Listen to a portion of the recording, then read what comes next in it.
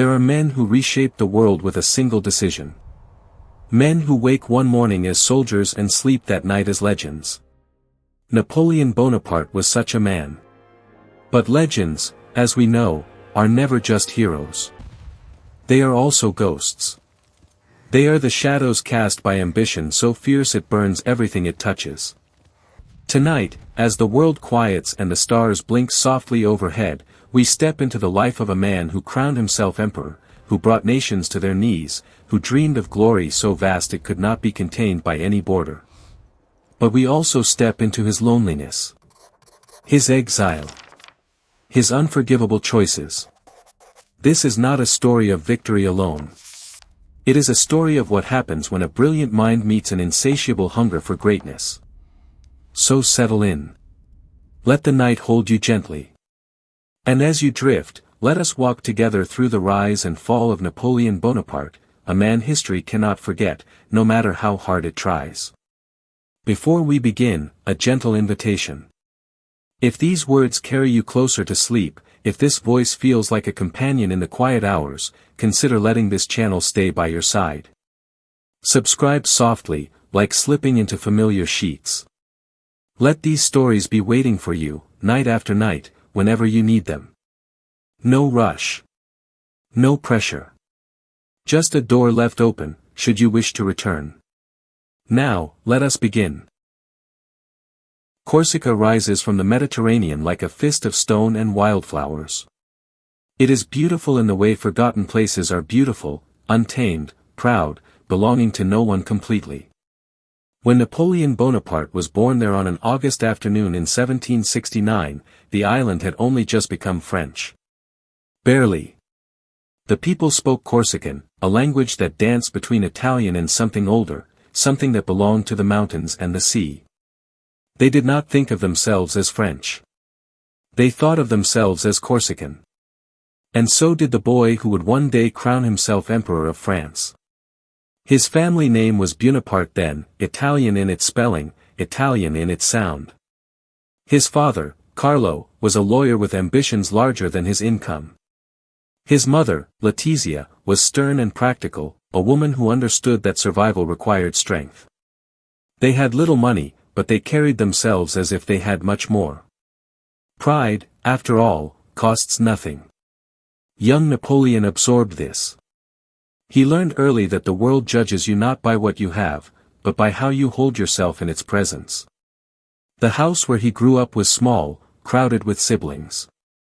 Napoleon was the second son, and in a world where the eldest inherited everything, that meant he would have to carve his own path. He was a strange child. Serious. Intense. While other boys played soldiers in the street, Napoleon studied them, analyzing their tactics, correcting their formations. Even in games, he needed to win. Needed to lead.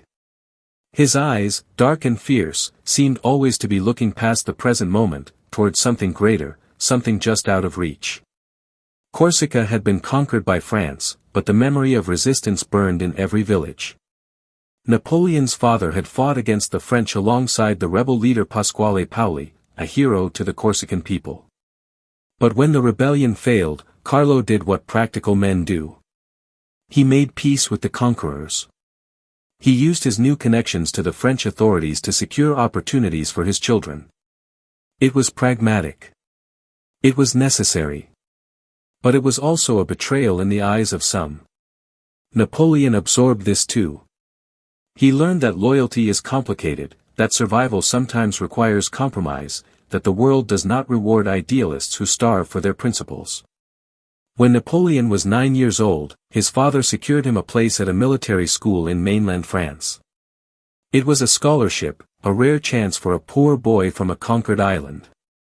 But leaving Corsica meant leaving everything familiar. It meant stepping into a world that would not welcome him. Napoleon packed his few belongings and boarded a ship, watching the island shrink behind him until it was just a shadow on the horizon. He did not cry. Even then, he understood that sentimentality was a luxury he could not afford. The military school at Brienne was cold in every sense. The stone buildings held the chill of northern France, a damp cold that seeped into bones and never quite left. But colder still were the other boys. They were French, born into families with names that meant something, with money and connections and the easy confidence of those who belong. Napoleon spoke French poorly, his accent thick with Corsica, his words stumbling over themselves. The boys mocked him. They called him names, twisted his Italian surname into insults, laughed at his shabby uniform, his short height, his seriousness. Children can be cruel, and these children smelled weakness the way wolves smell blood. Napoleon did not bend under their cruelty. He hardened. He withdrew into himself, into his books, into the world of ideas where no one could touch him. He read everything he could find on military history, on the great commanders who had shaped the world through force of will. Alexander the Great, who conquered the known world before he turned 30. Julius Caesar, who crossed the Rubicon and made himself master of Rome. Hannibal, who brought Rome to its knees with nothing but brilliance and determination. These men became his companions, his teachers, his proof that greatness was possible even for those who started with nothing. In the schoolyard, while other boys played and formed friendships, Napoleon stood alone, watching, thinking, planning. He built fortresses out of snow during winter, elaborate defensive positions that demonstrated a grasp of military engineering far beyond his years. He organized the other boys into mock battles, taking command with a natural authority that surprised even the teachers. When he spoke of tactics, of strategy, his accent disappeared. His voice became clear, certain, commanding. This was his language. This was where he belonged. The teachers noticed. They saw past the awkward foreign boy to the mind beneath. One instructor wrote in his assessment that young Napoleon showed exceptional promise in mathematics and military science, but lacked social graces and seemed driven by an almost frightening ambition. It was not meant as a compliment, but Napoleon would have taken it as one. Social graces were for those who needed to charm their way through life. He would force his way through instead. At night, in the dormitory, while other boys whispered and giggled and formed the bonds of friendship, Napoleon lay in his narrow bed and stared at the ceiling. He thought about Corsica, about the island that had shaped him, about the father who had chosen pragmatism over rebellion. He thought about the boys who mocked him, about the world that dismissed him. And he made a promise to himself, silent and absolute. One day, they would all know his name. One day, they would regret every laugh, every insult, every moment they made him feel small. He did not know yet how he would do it. He only knew that he would. Ambition filled him like a fever, burning away everything else, doubt, fear, the need to be liked. He would not be loved. He would be feared. He would be remembered. That was enough. That had to be enough. The years at Brienne passed slowly, each day a test of endurance. But Napoleon endured. He always endured. By the time Napoleon turned 15, he had transformed himself into something harder than the boy who had left Corsica. The mockery still came, but it no longer touched him. He had learned to wear indifference like armor, to let insults slide off without leaving marks. But beneath that armor, the fire burned hotter than ever. He graduated from Brienne and earned a place at the École Militaire in Paris, the most prestigious military academy in France. It was an honor. It was also another test. Paris was a world unto itself. The city sprawled along the Seine, grand and filthy, beautiful and cruel, a place where fortunes were made and lost in a single evening. The École Militaire sat on the edge of the city, a complex of elegant buildings that housed the sons of France's elite. Here, Napoleon would learn the art of war from the finest military minds in Europe. Here, he would also learn just how far he still stood from those born into privilege. The other cadets at the École Militaire were different from the boys at Brienne, but only in degree.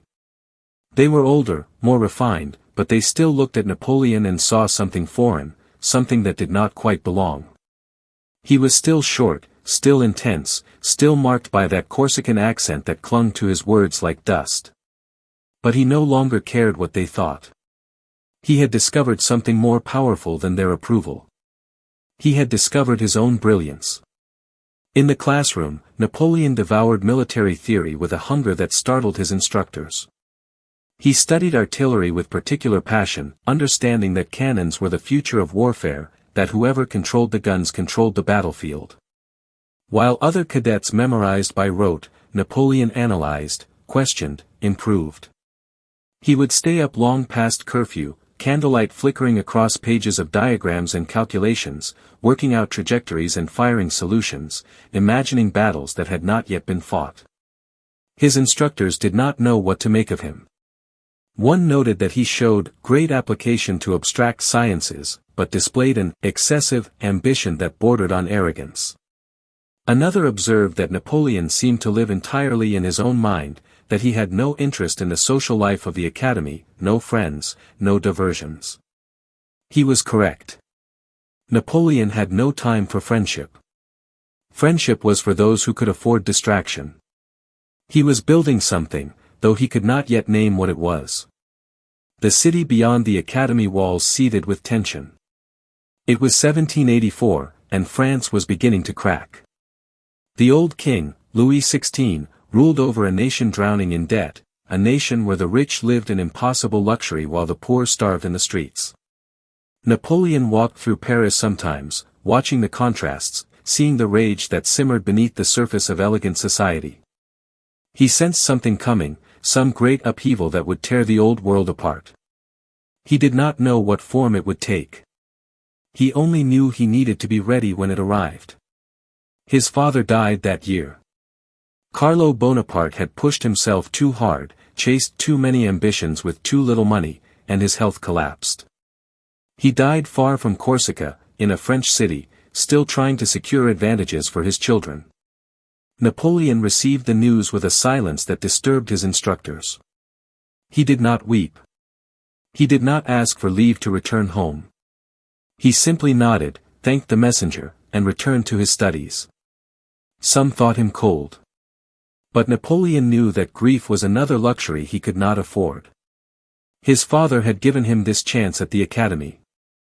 The only way to honor that gift was to succeed absolutely. Without his father's small income, the family's situation became desperate. Napoleon's mother wrote him letters, careful and proud, never quite admitting how bad things were. But he read between the lines. He knew his younger siblings needed support, that his mother was struggling to maintain the family's dignity while counting every coin. Napoleon lived on almost nothing at the academy, spending his small allowance on books instead of food, growing thinner, paler, more intense. When other cadets complained about the quality of their meals, Napoleon said nothing. He had known real hunger. This was nothing. He finished the 2-year program at the École Militaire in just 1 year. It was unprecedented. The examiners were shocked by the depth of his knowledge, particularly in artillery and mathematics. They commissioned him as a second lieutenant at the age of 16, assigning him to an artillery regiment. He was now an officer in the French army, the boy from Corsica wearing the uniform of those who had conquered his homeland. The irony was not lost on him. But irony, like sentiment, was something he had learned to set aside. His first posting was to a garrison in Valence, a sleepy town in southeastern France far from any action. For a young officer burning with ambition, it was torture. Napoleon spent his days drilling soldiers, maintaining equipment, filling out endless paperwork. The work was necessary but mind-numbing. At night, he read. He wrote. He filled notebook after notebook with observations on politics, on strategy, on the nature of power. He wrote essays arguing that Corsica should be independent, that the French were occupiers, that his people deserved self-determination. Even as he wore the French uniform, part of him remained the island boy who remembered rebellion. The years passed slowly. Napoleon was promoted to first lieutenant, then to captain, but these were routine advancements, the kind any competent officer received. There was nothing special about his career, nothing to suggest that this serious young man with his foreign accent and his too intense eyes would ever be more than a minor officer in a minor regiment. He was nobody. And he knew it. And it drove him mad with frustration. He returned to Corsica on leave whenever he could, drawn back to the island like a compass needle to north. He tried to involve himself in Corsican politics, aligning himself with Pasquale Paoli, the old rebel leader who had returned from exile. Napoleon imagined himself leading Corsica to independence, becoming the hero his father had failed to be. But Paoli saw through him. The old man recognized Napoleon's ambition, recognized that it was too large, too consuming to be contained by one small island. Paoli did not trust him. And he was right not to. Napoleon felt the rejection deeply, though he would never have admitted it. Corsica, it seemed, did not want him either. The island that had shaped him now pushed him away, suspicious of this boy who had become too French, too ambitious, too strange. He was caught between worlds, too Corsican for France, too French for Corsica. He belonged nowhere. He belonged to nothing except his own burning need to be something more than he was. And then France erupted. The revolution came like a storm that had been building for decades, and when it broke, it swept away everything. The old world of kings and nobles and rigid hierarchy shattered in a matter of months. The Bastille fell. The king was arrested. The streets of Paris ran with blood and possibility. France tore itself apart and began remaking itself into something new, something unprecedented, something dangerous and beautiful and terrible all at once. Napoleon watched it all with the intensity of a man who has been waiting his entire life for exactly this moment. The old rules no longer applied. Birth no longer mattered. Connections no longer guaranteed success. In the chaos of revolution, talent would rise. Brilliance would be rewarded. And the young artillery captain from Corsica, a man with nothing to lose and everything to prove, could finally show the world what he truly was. The revolution was terrible. It was violent. It was unforgivable in so many ways. But for Napoleon Bonaparte, it was also the door he had been searching for, finally thrown open, finally inviting him inside. He stepped through it without hesitation. He stepped through it knowing he would never turn back. The revolution devoured its own children. That was the phrase whispered in the streets of Paris, in the cafés where men argued politics over cheap wine, in the prisons where yesterday's heroes became today's condemned. France had freed itself from the tyranny of kings only to fall into something darker, something that fed on fear and suspicion. The guillotine became the symbol of the new age, its blade falling day after day, severing heads from bodies with mechanical efficiency. Aristocrats died first, then moderates, then radicals who were not radical enough. The revolution consumed everyone who stood in its path. Napoleon watched this chaos with a calculating eye. He was still a captain, still stationed far from the centers of power, but he understood what others did not. The revolution needed the army. Without soldiers to defend France from the monarchies of Europe, all massing at the borders to crush this dangerous experiment in liberty, the revolution would die. And armies needed officers. Smart officers. Officers who understood artillery, who could turn cannons into instruments of political will. Napoleon began writing pamphlets, passionate defenses of the revolutionary cause, proving his loyalty to the new order. He needed them to notice him. He needed a chance. That chance came in 1793, in a coastal city called Toulon. The city had turned against the revolution, opened its harbor to the British Navy, invited foreign troops onto French soil. It was treason of the highest order, and the revolutionary government sent an army to take the city back. The siege dragged on for weeks, the Republican forces unable to break through Toulon's defenses. Then the artillery commander was wounded, and they needed a replacement. Someone mentioned a young captain named Bonaparte who had written extensively about artillery tactics. They were desperate. They gave him command. Napoleon arrived at the siege of Toulon and saw immediately what the others had missed. The key was not the city itself but the fort on the heights overlooking the harbor.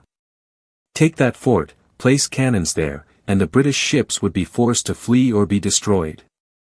Without the ships, Toulon would fall. It was obvious to him, glaringly obvious, and yet the generals had been battering uselessly at the city walls for months. Napoleon presented his plan with the absolute confidence of a man who knows he is right. The generals, exhausted and out of ideas, let him try.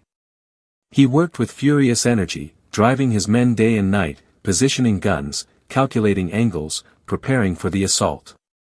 He slept barely at all, living on coffee and willpower, his uniform caked with mud and gunpowder.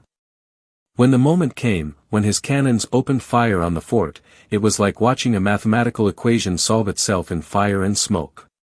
The fort fell. The cannons turned on the harbor. The British ships, exactly as Napoleon had predicted, fled. And Toulon surrendered. The victory was complete. Sudden. Undeniable.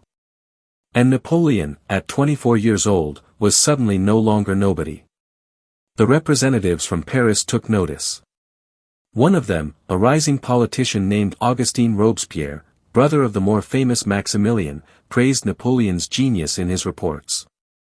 Within weeks, Napoleon was promoted to brigadier general. The boy from Corsica, the officer who had spent years in obscure postings, leapt over men twice his age, men with connections and noble birth. They resented him. But they could not deny what he had accomplished. For a brief moment, Napoleon's star blazed brightly. He was assigned to plan the defense of France's Mediterranean coast, given responsibilities that would have been unthinkable just months before. He began to taste what power felt like, the intoxicating sense that his ideas mattered, that men followed his orders without question. It was everything he had imagined during those long nights at Brienne, staring at the ceiling, dreaming of revenge against a world that had dismissed him. But the revolution's appetite remained insatiable. Robespierre, his patron, fell victim to the very terror he had helped create. The guillotine that had executed so many claimed him too, and with his death, everyone associated with him became suspect. Napoleon was arrested. They threw him in prison, questioned his loyalty, accused him of being part of Robespierre's faction. For 2 weeks, he sat in a cell, not knowing if each day would be his last, if his brief moment of glory would end with his head rolling into a basket. He emerged from prison diminished, under suspicion, his rapid rise suddenly stalled.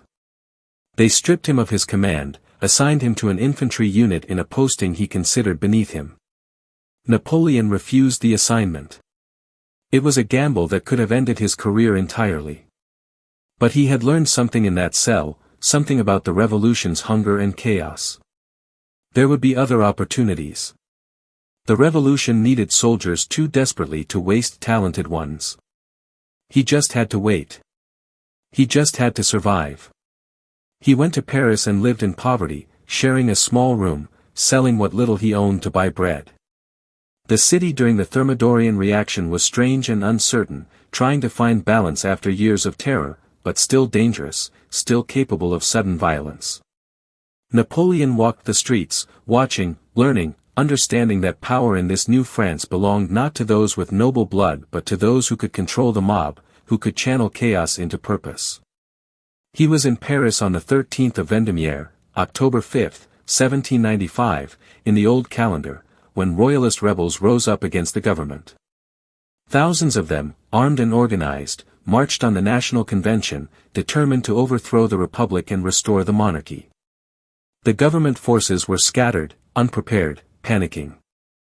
They needed someone who could organize a defense quickly, someone who understood urban warfare, someone who would not hesitate to fire on French citizens if necessary. They called for Napoleon. He arrived at the convention to find chaos.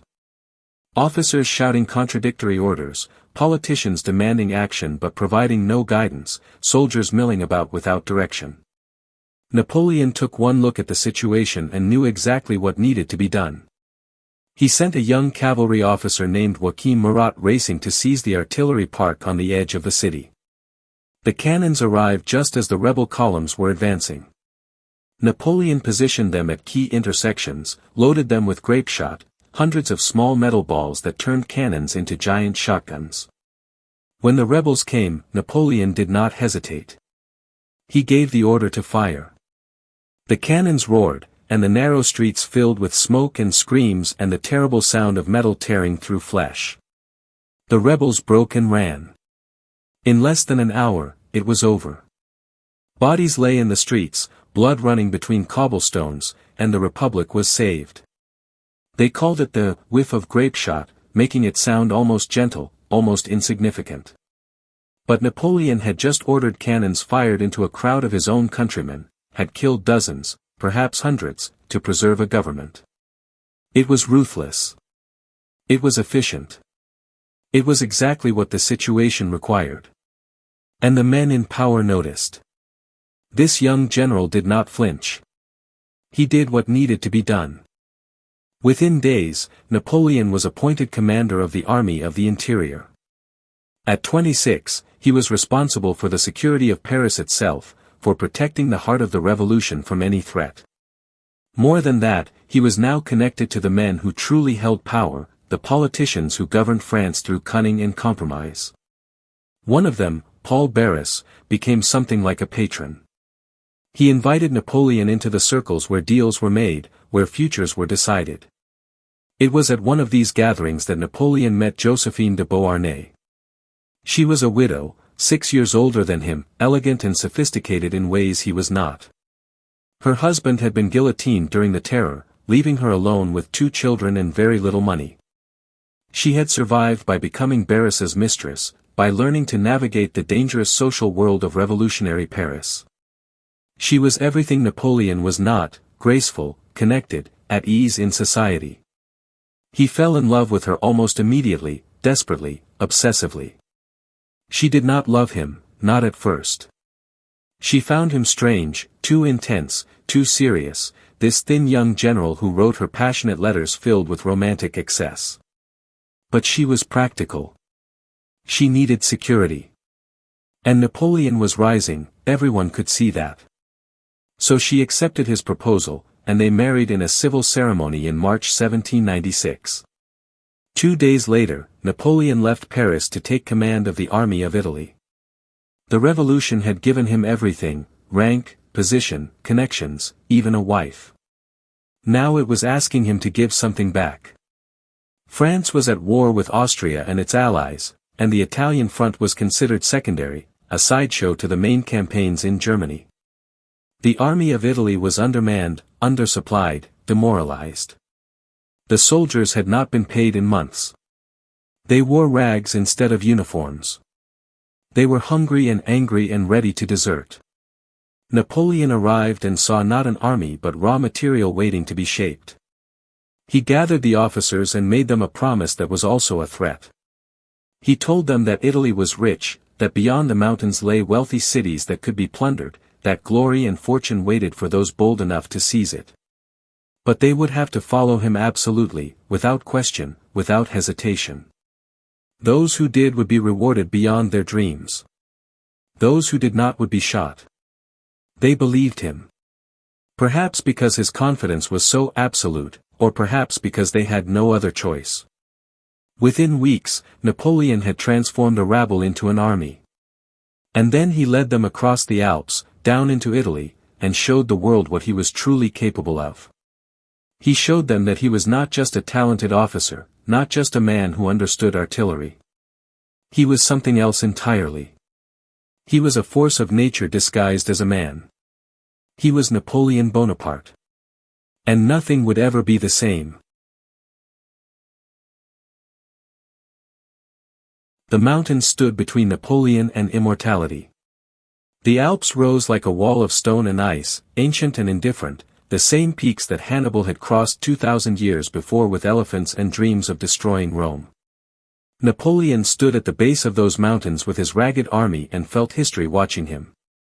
He was 26 years old. He had been given command of a forgotten army on a forgotten front, and everyone expected him to fail. That was their mistake. He did not cross the mountains. He attacked them.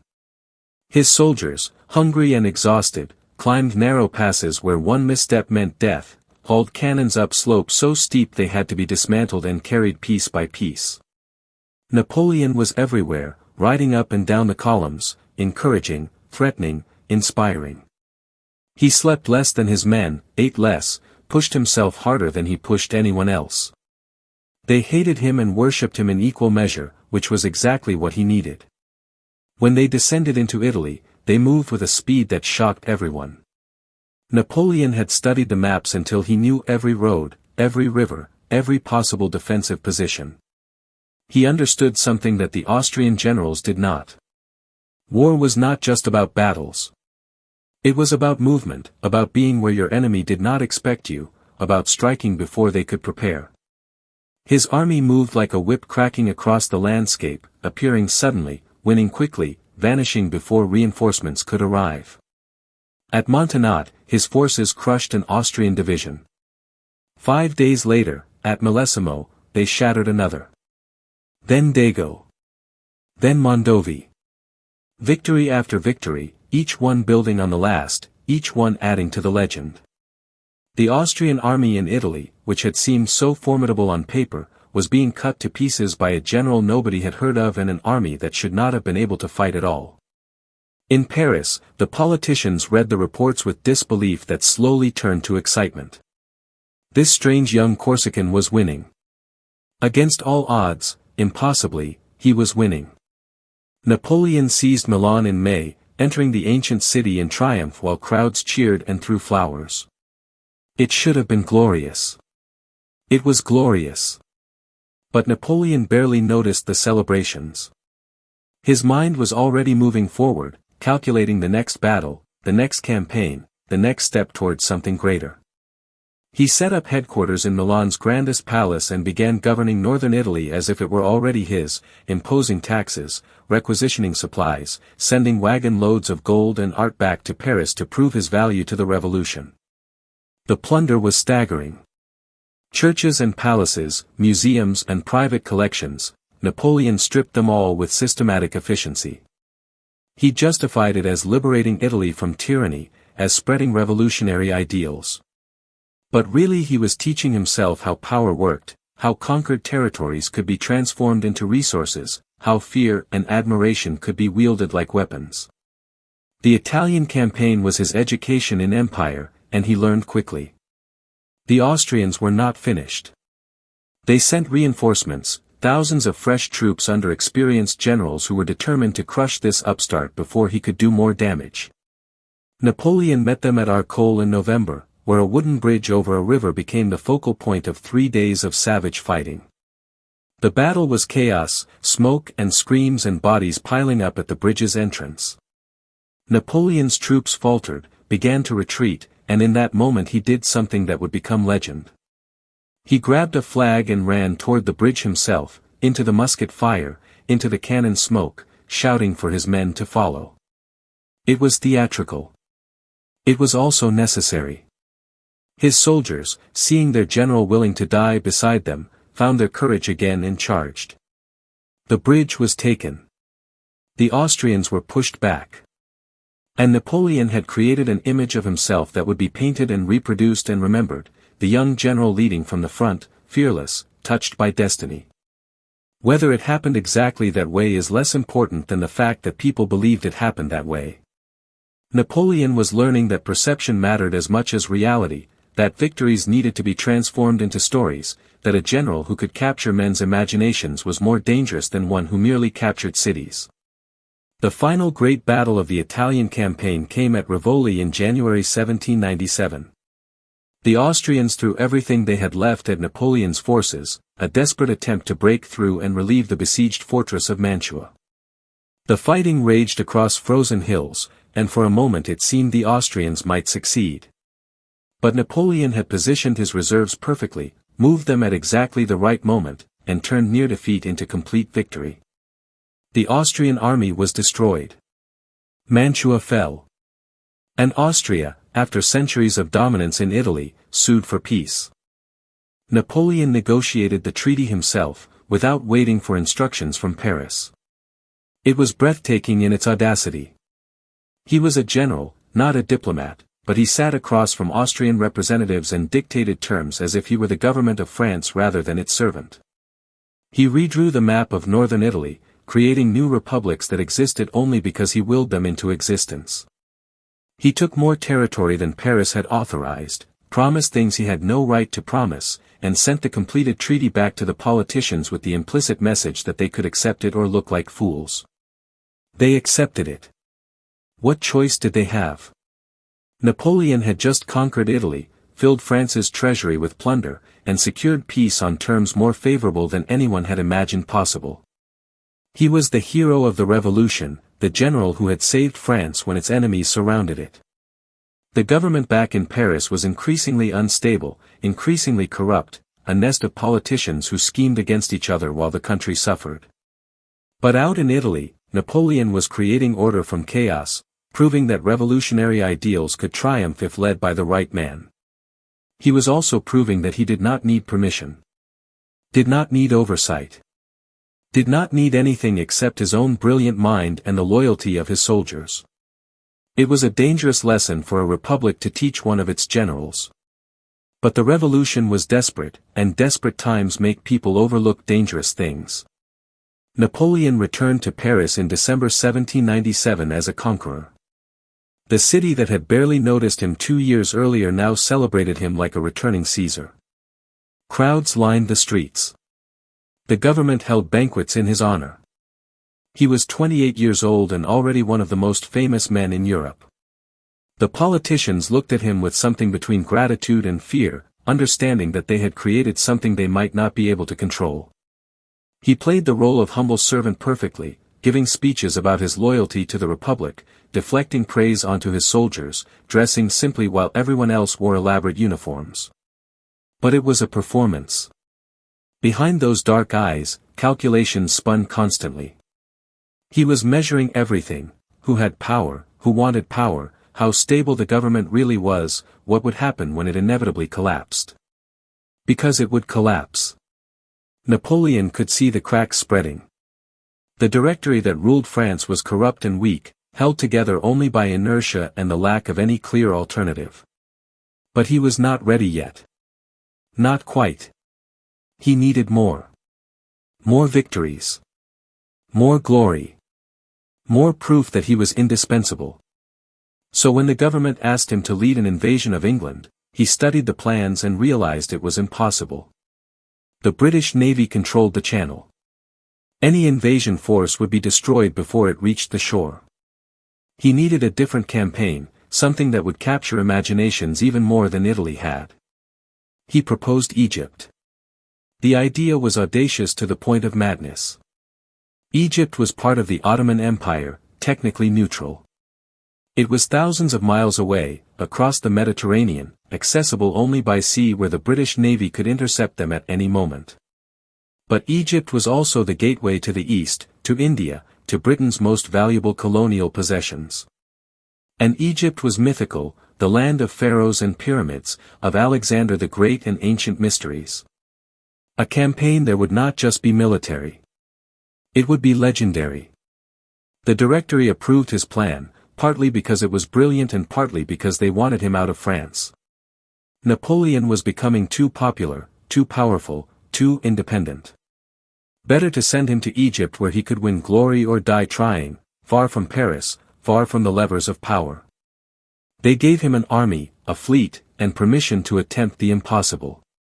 Napoleon sailed in May 1798 with 40,000 soldiers and a fleet of warships. He also brought scientists, engineers, artists, scholars, over 100 of them. This would not just be a military conquest but a scientific expedition, a mission to study and document and understand ancient Egypt. Napoleon was already thinking beyond mere victory. He was thinking about legacy, about how this campaign would be remembered centuries from now. The crossing was tense. British ships prowled the Mediterranean, searching for the French fleet. But luck or fate or Napoleon's careful planning kept them hidden, and they reached Egypt safely. They landed at Alexandria in July, captured the city quickly, and then turned south toward Cairo, toward the heart of Egypt, toward a confrontation with the Mamluk warriors who ruled the country. The march across the desert nearly destroyed them before any battle could be fought. The heat was merciless, a suffocating weight that crushed men's spirits. Water was scarce. The soldiers, used to the green valleys of France and Italy, suffered terribly. Some went mad. Some deserted, wandering into the desert to die. Napoleon drove them forward with promises of glory and threats of execution, and somehow they kept moving. They saw the pyramids before they saw the enemy. Those ancient structures rose from the desert like monuments to time itself, triangles of stone that had stood for thousands of years, watching empires rise and fall, outlasting pharaohs and conquerors and civilizations. Napoleon halted his exhausted army and pointed toward those massive tombs.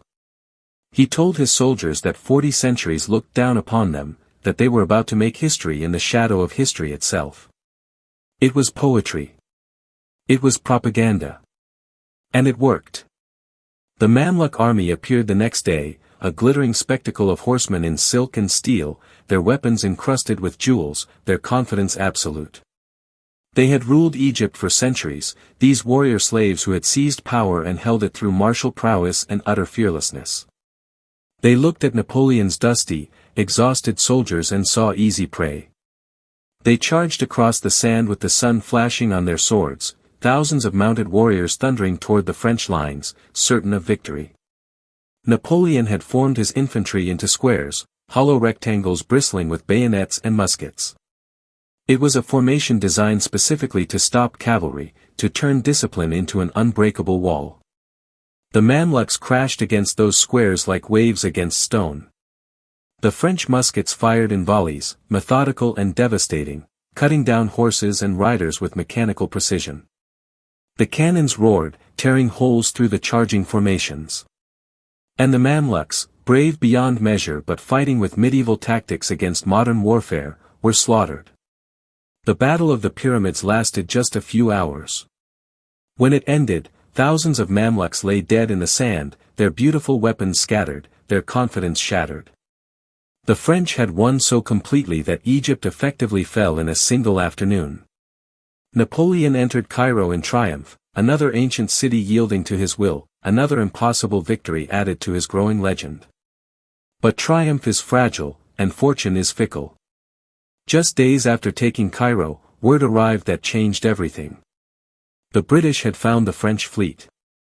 Admiral Horatio Nelson had caught them anchored in Abu Qir Bay and destroyed them utterly, burning or capturing nearly every ship.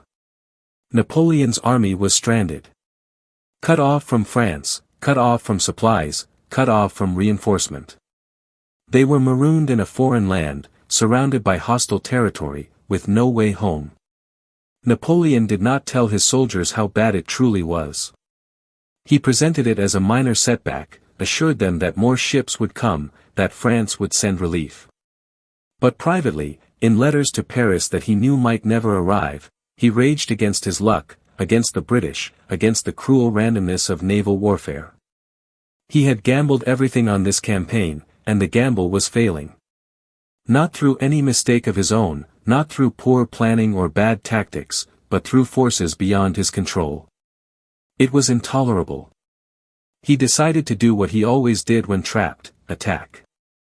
If he could not return to France by sea, he would expand the conquest. He would march into Syria, capture Ottoman cities, perhaps even threaten Constantinople itself. Keep moving. Keep winning. Keep the soldiers focused on the next battle rather than their impossible situation. So he led his army north out of Egypt, into the desert again, toward cities whose names echoed from Crusader legends. The Syrian campaign was cursed from its beginning. They laid siege to the fortress city of Acre on the coast, a stronghold defended by Ottoman troops and British advisors. Napoleon had conquered fortresses before, had reduced stone walls to rubble with his beloved cannons. But at Acre, nothing worked. The British Navy supplied the defenders by sea. Disease ravaged the French camp, plague, that ancient killer, spreading through the ranks with terrifying speed. Men died by the hundreds, their bodies swelling with black buboes, their screams echoing through the night. Napoleon ordered assault after assault on Acre's walls. His soldiers climbed ladders into musket fire, stormed breaches only to be driven back by desperate defenders, died in the moat beneath the walls while their general watched and calculated and ordered them forward again. It was brutal. It was futile. And after 2 months of siege, with his army melting away from disease and combat losses, Napoleon did something he had never done before. He retreated. The march back to Egypt was a nightmare. Plague-stricken soldiers stumbled through the desert, many of them dying where they fell. Napoleon, in a gesture that would become both celebrated and controversial, visited the plague hospitals personally, touching the sick to prove he was not afraid, trying to shame the healthy into courage by his example. Some saw it as heroic. Others saw it as theater. Perhaps it was both. Perhaps with Napoleon, it was always both. They returned to Cairo diminished, the army that had seemed invincible now reduced to a fraction of its strength. And then news arrived from France that made the disasters in Syria seem almost trivial. The revolution was collapsing. Austria had rejoined the war. Russian armies were advancing into Italy, undoing everything Napoleon had achieved there. France itself was on the verge of being invaded. The Directory was paralyzed, unable to govern, unable to defend the nation. The republic that Napoleon had fought for was dying. He made a decision that some would call desertion and others would call salvation. He would return to France. Alone if necessary, abandoning his army in Egypt, leaving his soldiers to whatever fate awaited them. It was ruthless. It was also the only logical choice. In Egypt, he was trapped, accomplishing nothing, wasting time while France burned. In France, he could act.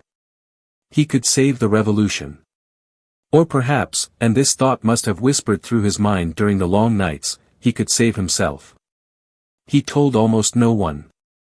A handful of trusted officers, sworn to secrecy. They slipped out of Cairo in darkness, made their way to the coast, found ships that had somehow evaded the British blockade. Napoleon sailed from Egypt in August 1799, leaving behind an army of soldiers who would curse his name when they learned he had abandoned them, but who would never forget that he had led them to the pyramids, that he had made them part of something magnificent and terrible. The voyage home was tense, British ships everywhere, the constant fear of capture. But Napoleon's luck held. Or perhaps it was more than luck.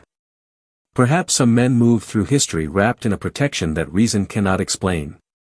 He reached France in October, landing at a small port on the southern coast, half expecting to be arrested for desertion. Instead, he was greeted as a savior. Word of his return spread like wildfire. The military disasters, the political chaos, the sense that France was sliding toward catastrophe, all of it had created a hunger for someone strong, someone decisive, someone who could restore order. Napoleon was that someone. The hero of Italy. The conqueror of Egypt. The general who had never lost a battle on French soil. He traveled to Paris and found the city seething with plots. The Directory was finished, everyone knew it, and various factions were maneuvering to seize power when it fell. Jacobins who wanted to restore the radical republic. Royalists who wanted to bring back the monarchy. Moderate Republicans who wanted reform. All of them plotting, all of them weak, all of them looking for military support to legitimize whatever coup they were planning. Napoleon met with them all. Listened. Calculated. And chose his allies carefully. There was a politician named Size, clever and ambitious, who had drafted a plan for a new government. He needed a general to provide the military force, someone respected enough that the army would follow without question. He thought Napoleon would be his tool, his sword to cut through the Directory and install a new regime that Size himself would control. It was almost amusing how badly Size misunderstood the situation. Napoleon agreed to the plot not because he wanted to help Size but because he recognized the opportunity. The revolution had taught him that power in France belonged to whoever could control both the army and the appearance of legitimacy. Size was offering him exactly that. The fool thought he was using Napoleon. But Napoleon had been preparing for this moment his entire life. The coup was set for the 9th of November, 1799, the 18th of Brumaire in the revolutionary calendar. It should have been smooth. The plan was simple. Force the legislature to vote for a new constitution, one that would dissolve the Directory and create a new government. Have troops standing by to ensure the vote went the right way. Present it all as legal, as necessary, as the will of the people expressed through their representatives. But when Napoleon entered the Chamber of Deputies, things went wrong immediately. The legislators were angry, suspicious, shouting accusations of dictatorship. Napoleon, so brilliant on battlefields, so commanding with soldiers, found himself overwhelmed by hostile politicians. He stammered. He lost his composure. For a terrible moment, it seemed the coup might fail, that Napoleon might be arrested or killed, that his story might end not in glory but in chaos and ignominy.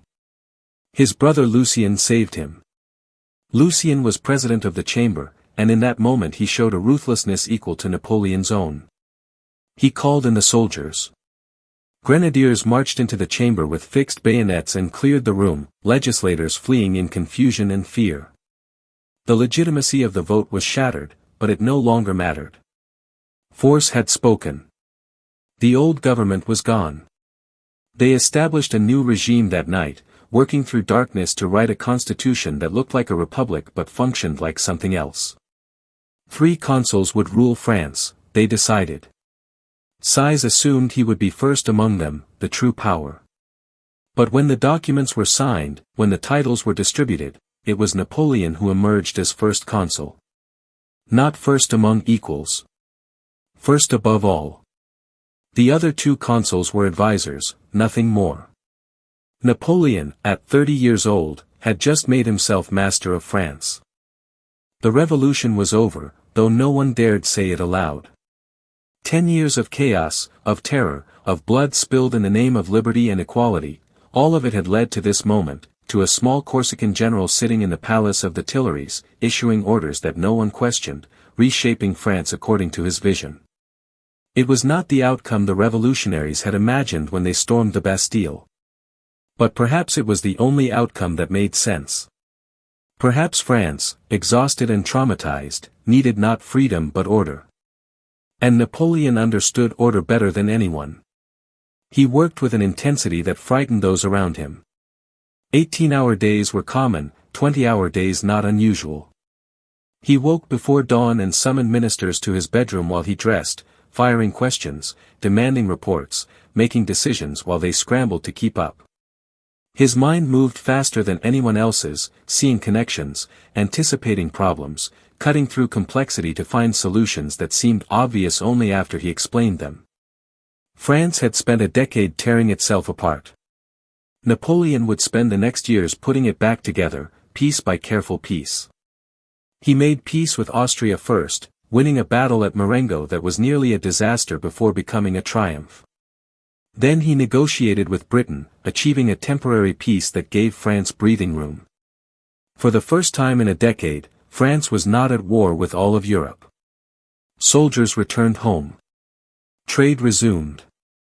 The endless bleeding stopped, at least for a moment, and people dared to hope that normalcy might return.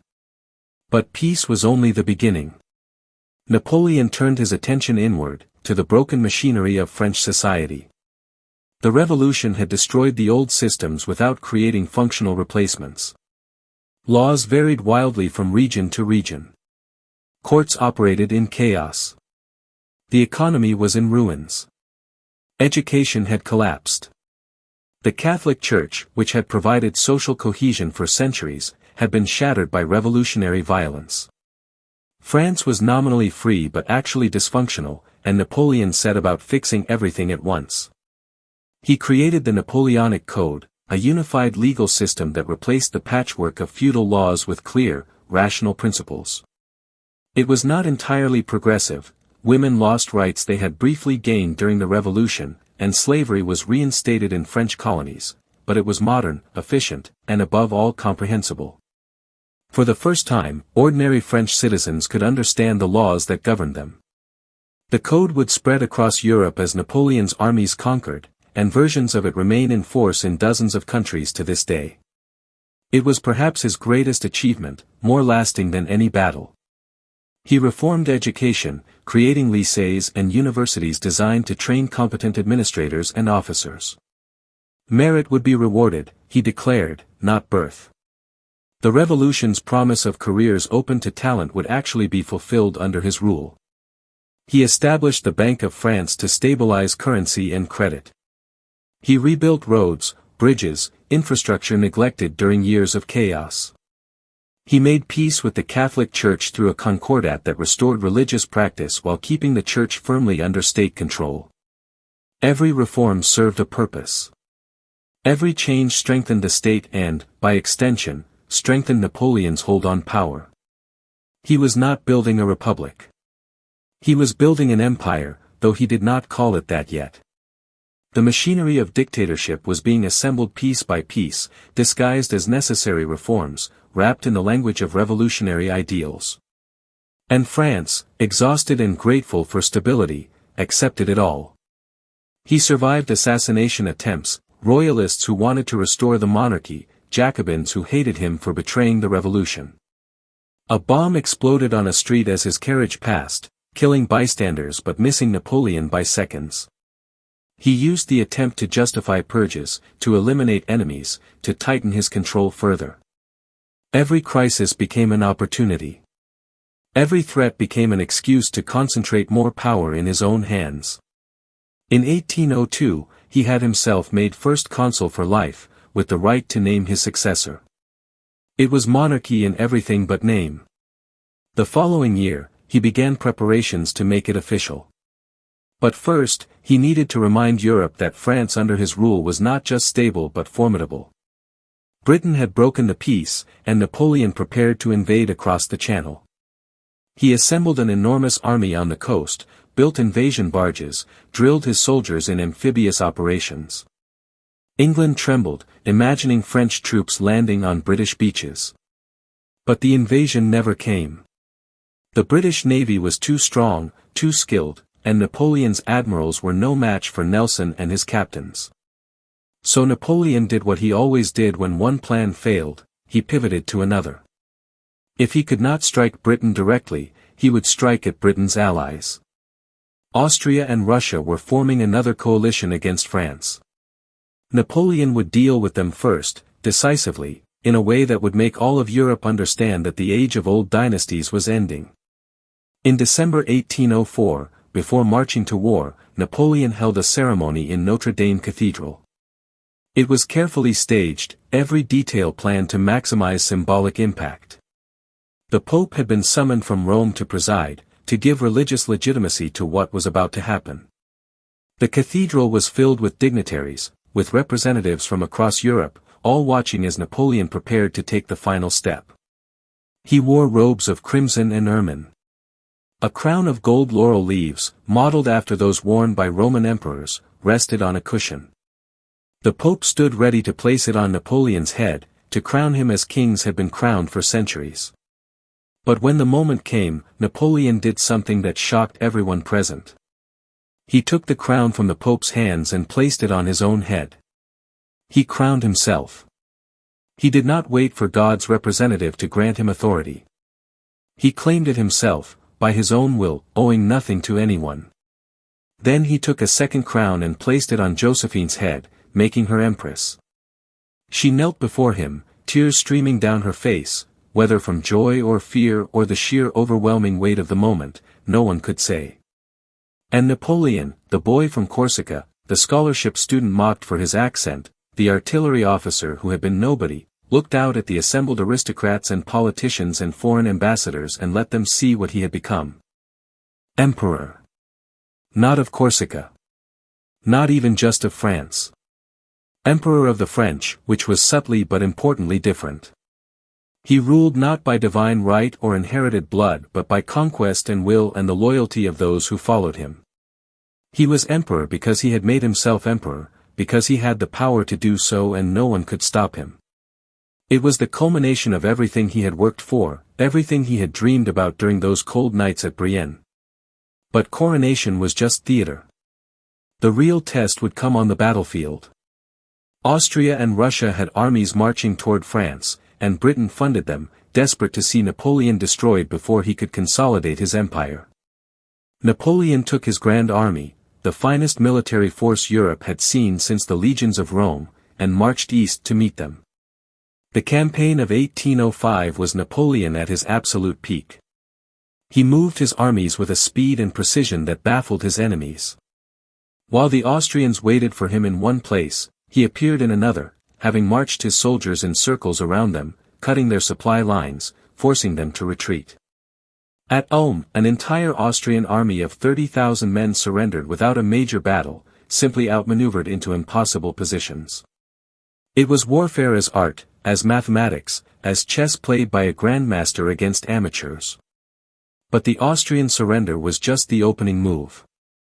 The real battle came 2 months later, on December 2, 1805, exactly 1 year after Napoleon's coronation.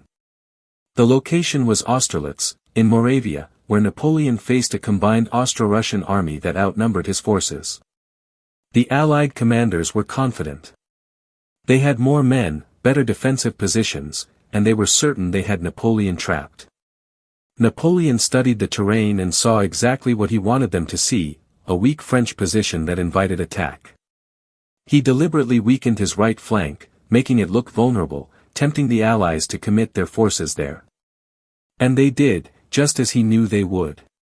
The Allied army flowed toward that apparent weakness like water seeking low ground, stretching their center thin, creating exactly the opening Napoleon needed. When the moment came, when the Allied center was weakest, Napoleon struck. His hidden reserves emerged from behind hills, French artillery tore through the overstretched lines, and the Allied army, which had thought it was winning, suddenly found itself being cut in half. Panic spread. Units broke and ran. The battlefield became chaos, and through that chaos Napoleon's forces moved with deadly precision, destroying an army that had seemed formidable just hours before. The Allies lost 27,000 men killed, wounded, or captured. The French lost less than 9,000. It was the most brilliant tactical victory of Napoleon's career, the perfect battle that military theorists would study for centuries. The Russian Tsar retreated east in humiliation. The Austrian Emperor sued for peace. And Britain, which had funded the coalition, watched in horror as its continental allies were swept from the board. Napoleon stood on the battlefield at Austerlitz as the sun set over the corpses and the smoke, and he knew this was his masterpiece. Everything before had been preparation. Everything after would be consequence. He was 36 years old, emperor of an expanding domain, master of the continent, and the world trembled at his name. The revolution that had promised liberty had given birth to something else entirely, an empire built on genius and ruthlessness and the will of one extraordinary man. But empires are hungry things. They must expand or die. They cannot simply exist. And Napoleon, standing victorious at Austerlitz, had no intention of simply existing. He had remade France. Now he would remake Europe. Now he would show the world what greatness truly meant. The old dynasties, the ancient kingdoms, the monarchs who ruled by birthright rather than merit, all of them would learn to kneel or be destroyed. The age of Napoleon had truly begun. And nothing, it seemed, could stop him now. Victory changes men. Some it humbles, reminding them of fortune's fragility. Others it intoxicates, convincing them they are touched by destiny. Napoleon belonged to the second category. After Austerlitz, something shifted in him, or perhaps something that had always been there simply grew too large to hide. He began to believe that ordinary rules did not apply to him, that he was not just a brilliant general but an instrument of history itself, chosen to reshape the world according to reason and will. Europe bent to accommodate him. The Holy Roman Empire, that ancient ghost of Charlemagne's domain, was dissolved after existing for 1,000 years. German princes who had ruled as quasi-independent monarchs suddenly found themselves reduced to vassals of the French Empire. Napoleon's brothers were given kingdoms like gifts, Joseph made King of Naples, Louis King of Holland, Jerome King of Westphalia. The Bonaparte family, who had been minor Corsican nobility barely able to afford bread, now ruled half of Europe. It would have been absurd if it were not actually happening. Napoleon redrew the map with casual authority. He created new nations, abolished old ones, moved borders as if they were suggestions rather than sacred boundaries defended by centuries of blood. The Confederation of the Rhine replaced the patchwork of German states, bound to France by treaty and fear. Italy was reorganized, its northern regions absorbed directly into the French Empire while puppet republics administered the rest. Poland, erased from maps by its neighbors decades earlier, was partially resurrected as the Duchy of Warsaw, a tool to threaten Russia and Austria. He worked ceaselessly, governing his expanding empire with the same intensity he had brought to governing France. Laws, roads, administration, everything had to be rationalized, modernized, brought up to French standards. The Napoleonic Code spread across conquered territories. Local aristocrats who cooperated were allowed to keep their positions. Those who resisted found themselves replaced by French administrators or loyal locals elevated to power. Merit mattered, Napoleon insisted, not birth. Though increasingly, loyalty to Napoleon mattered most of all. His soldiers worshipped him. They had reason to. He had led them to victory after victory, filled their knapsacks with plunder, made them the most feared army in the world. They called him, the Little Corporal, with affection, though he was now emperor and they were supposed to address him with elaborate formality. On campaign, he would walk among them at night, stopping at campfires, asking about their families, remembering names and faces with his phenomenal memory. They would have followed him anywhere. And he asked them to follow him everywhere. But Britain remained defiant, unconquerable behind its navy and its channel. Napoleon could not reach it militarily, so he decided to strangle it economically. He declared the Continental System, a blockade designed to close all European ports to British goods. If Britain could not trade with the continent, its economy would collapse, its industrial revolution would stall, and it would have no choice but to make peace. It was elegant in theory.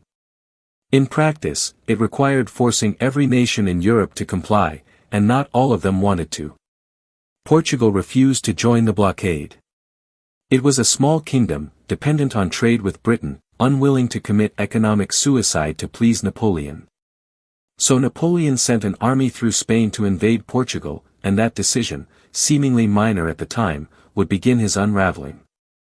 Spain was France's ally, but the Spanish people watched French troops marching through their country and saw not friends but conquerors. When Napoleon's brother Joseph was installed as King of Spain, replacing the Spanish monarchy, the country erupted. It was supposed to be simple. Spain's army was weak, its government corrupt and unpopular. The Spanish people would accept French rule, Napoleon believed, because French rule meant modern administration, rational laws, an end to feudal oppression. He did not understand that people do not always choose reason over identity, that they might prefer their own corrupt king to a foreign enlightened one, that nationalism could be more powerful than ideology. The Spanish fought back with a ferocity that shocked the French. Not in conventional battles, where Napoleon's armies were unbeatable, but in guerrilla warfare, ambushes, assassinations, sabotage, disappearing into mountains and villages, turning the entire country into a battlefield where every shadow might hide an enemy. French supply columns were attacked. Officers were murdered in the streets. Entire regiments vanished into the Spanish countryside and were never seen again. Napoleon sent more troops. Then more. Eventually, 300,000 French soldiers were tied down in Spain, fighting a war that could not be won because there was no enemy army to defeat, only a people who refused to accept conquest. The British sent troops to help the Spanish, landing an army under Sir Arthur Wellesley, who would later become the Duke of Wellington, and suddenly France was fighting a real war on the Iberian Peninsula, bleeding men and resources in a conflict that accomplished nothing. But Napoleon could not admit failure. Could not withdraw and accept that he had made a mistake. So the Spanish ulcer, as he came to call it, continued to drain his empire while he turned his attention elsewhere. Austria had been rebuilding its army, and in 1809 it declared war again, hoping to exploit France's difficulties in Spain. Napoleon marched east once more, leaving the Spanish situation unresolved, and defeated the Austrians at Wagram. It was a victory, but not like Austerlitz. The battle was brutal, grinding, costly. 40,000 men died in 2 days of fighting, and when it ended, Napoleon looked older, more tired, less invincible. He forced Austria to make peace again, took more territory, imposed harsher terms. The Austrian emperor had a daughter, Marie-Louise, young and blonde and politically valuable. Napoleon decided he wanted her. Not for love, he was incapable of that kind of sentiment by now, but for legitimacy. The Habsburgs were the oldest dynasty in Europe. A marriage alliance with them would make Napoleon not just a conqueror but a legitimate monarch, would bind his upstart empire to the ancient bloodlines of European royalty. There was a problem. He was still married to Josephine. She had been with him since before his rise, had worn the crown he placed on her head, had been his empress. But she had not given him a son, and Napoleon needed an heir. An empire built by one man's will require a successor, proof that the Bonaparte dynasty would outlast its founder. Josephine was older now, past the age of childbearing, and Napoleon did not let sentiment interfere with necessity. He divorced her in a ceremony that was as cold as their wedding had been hasty. Josephine wept. Napoleon remained stone-faced, reading a prepared statement about duty and the needs of the empire. She kept her title as empress, kept her palaces and her income, but she was no longer his wife. He had used her to rise, and now he discarded her because she could not give him what he needed next. It was ruthless. It was practical. It was unforgivable. She never forgave him, though she never stopped loving him either. He married Marie-Louise in 1810, a grand ceremony designed to show Europe that the Bonapartes were now equals to the Habsburgs, that revolution and conquest had created a new legitimate dynasty. Marie-Louise was 18, terrified, married to a man twice her age who represented everything her family had fought against for decades. But dynasties are not built on affection. They are built on children, and Marie-Louise provided one. In 1811, she gave birth to a son, whom Napoleon immediately named the King of Rome. An heir. A successor. Proof that the empire would continue. Napoleon held his infant son and felt something like peace. He had come so far. From Corsica to the Tuileries. From poverty to imperium. From nobody to the master of Europe. He was 42 years old, and it seemed he had achieved everything. France was prosperous. His enemies were defeated or cowed into submission. His code of laws was spreading civilization across the continent. His son would inherit an empire that stretched from Spain to Poland, from the North Sea to the Mediterranean. History would remember him not as a tyrant but as a great reformer, a new Alexander, a man who had ended the old world and built something better in its place. But empires are fragile things, and Napoleon's was more fragile than it appeared. It was held together by fear and military might, not by loyalty or shared identity. The conquered peoples resented French occupation, French taxes, French conscription that drafted their sons to fight in French wars. The continental system was failing, smuggling was rampant, and European economies were suffering under the blockade. And Russia, vast and powerful, was growing tired of being dictated to by a Corsican upstart. Tsar Alexander I had been Napoleon's ally, or at least his acquaintance, since the Treaty of Tilsit in 1807. They had met on a raft in the middle of a river, two emperors dividing Europe between them like gods dividing the cosmos. But Alexander was under pressure from his nobility, who hated the continental system and the economic damage it caused. Russia needed to trade. Russia would trade. And if that meant defying Napoleon, so be it. Napoleon watched Russia's defiance with growing anger. He had defeated every enemy, conquered every nation that opposed him. Russia would learn the same lesson the others had learned. He would march into Russia, destroy its army, force Alexander to submit, and return in triumph. It would be difficult, yes. Russia was vast, its distances legendary. But Napoleon had overcome impossible obstacles before. His genius would prevail. His will would impose itself. He was Napoleon Bonaparte, Emperor of the French, and nothing was beyond his reach. He began assembling the largest army Europe had ever seen. 600,000 men from across his empire, French, German, Polish, Italian, Dutch, Spanish. Every conquered nation contributed troops, willingly or not. It was a polyglot force, united only by French commanders and the aura of Napoleon's invincibility. They gathered on the eastern frontier through the spring of 1812, a host so vast it took days to pass any given point. The Grand Army crossed the Niemen River in June, stepping onto Russian soil with drums beating and eagles gleaming in the summer sun. It was the largest invasion force in history, a moving city of soldiers and horses and wagons that stretched for miles in every direction. Napoleon rode at its head, dressed simply as always, but carrying with him the weight of an empire. He expected a quick campaign. One decisive battle, perhaps two, and Russia would collapse like all the others. He had studied Alexander the Great's campaigns in Asia. He had read Caesar's commentaries. He knew that speed and decisiveness won wars. He would be in Moscow by autumn, and the Tsar would beg for peace before winter came. But Russia did not fight the way other nations fought. The Russian army retreated. They fell back before Napoleon's advance, burning crops and villages as they went, destroying everything that might feed or shelter the invaders. The French marched deeper into Russia, finding not glorious battles but empty roads and scorched earth. The distances were incomprehensible. Days became weeks, weeks became months, and still the horizon held nothing but more Russia, endless and indifferent. The army began to suffer almost immediately. Horses died by the thousands, collapsing from exhaustion and lack of fodder. Supply wagons broke down on the terrible roads.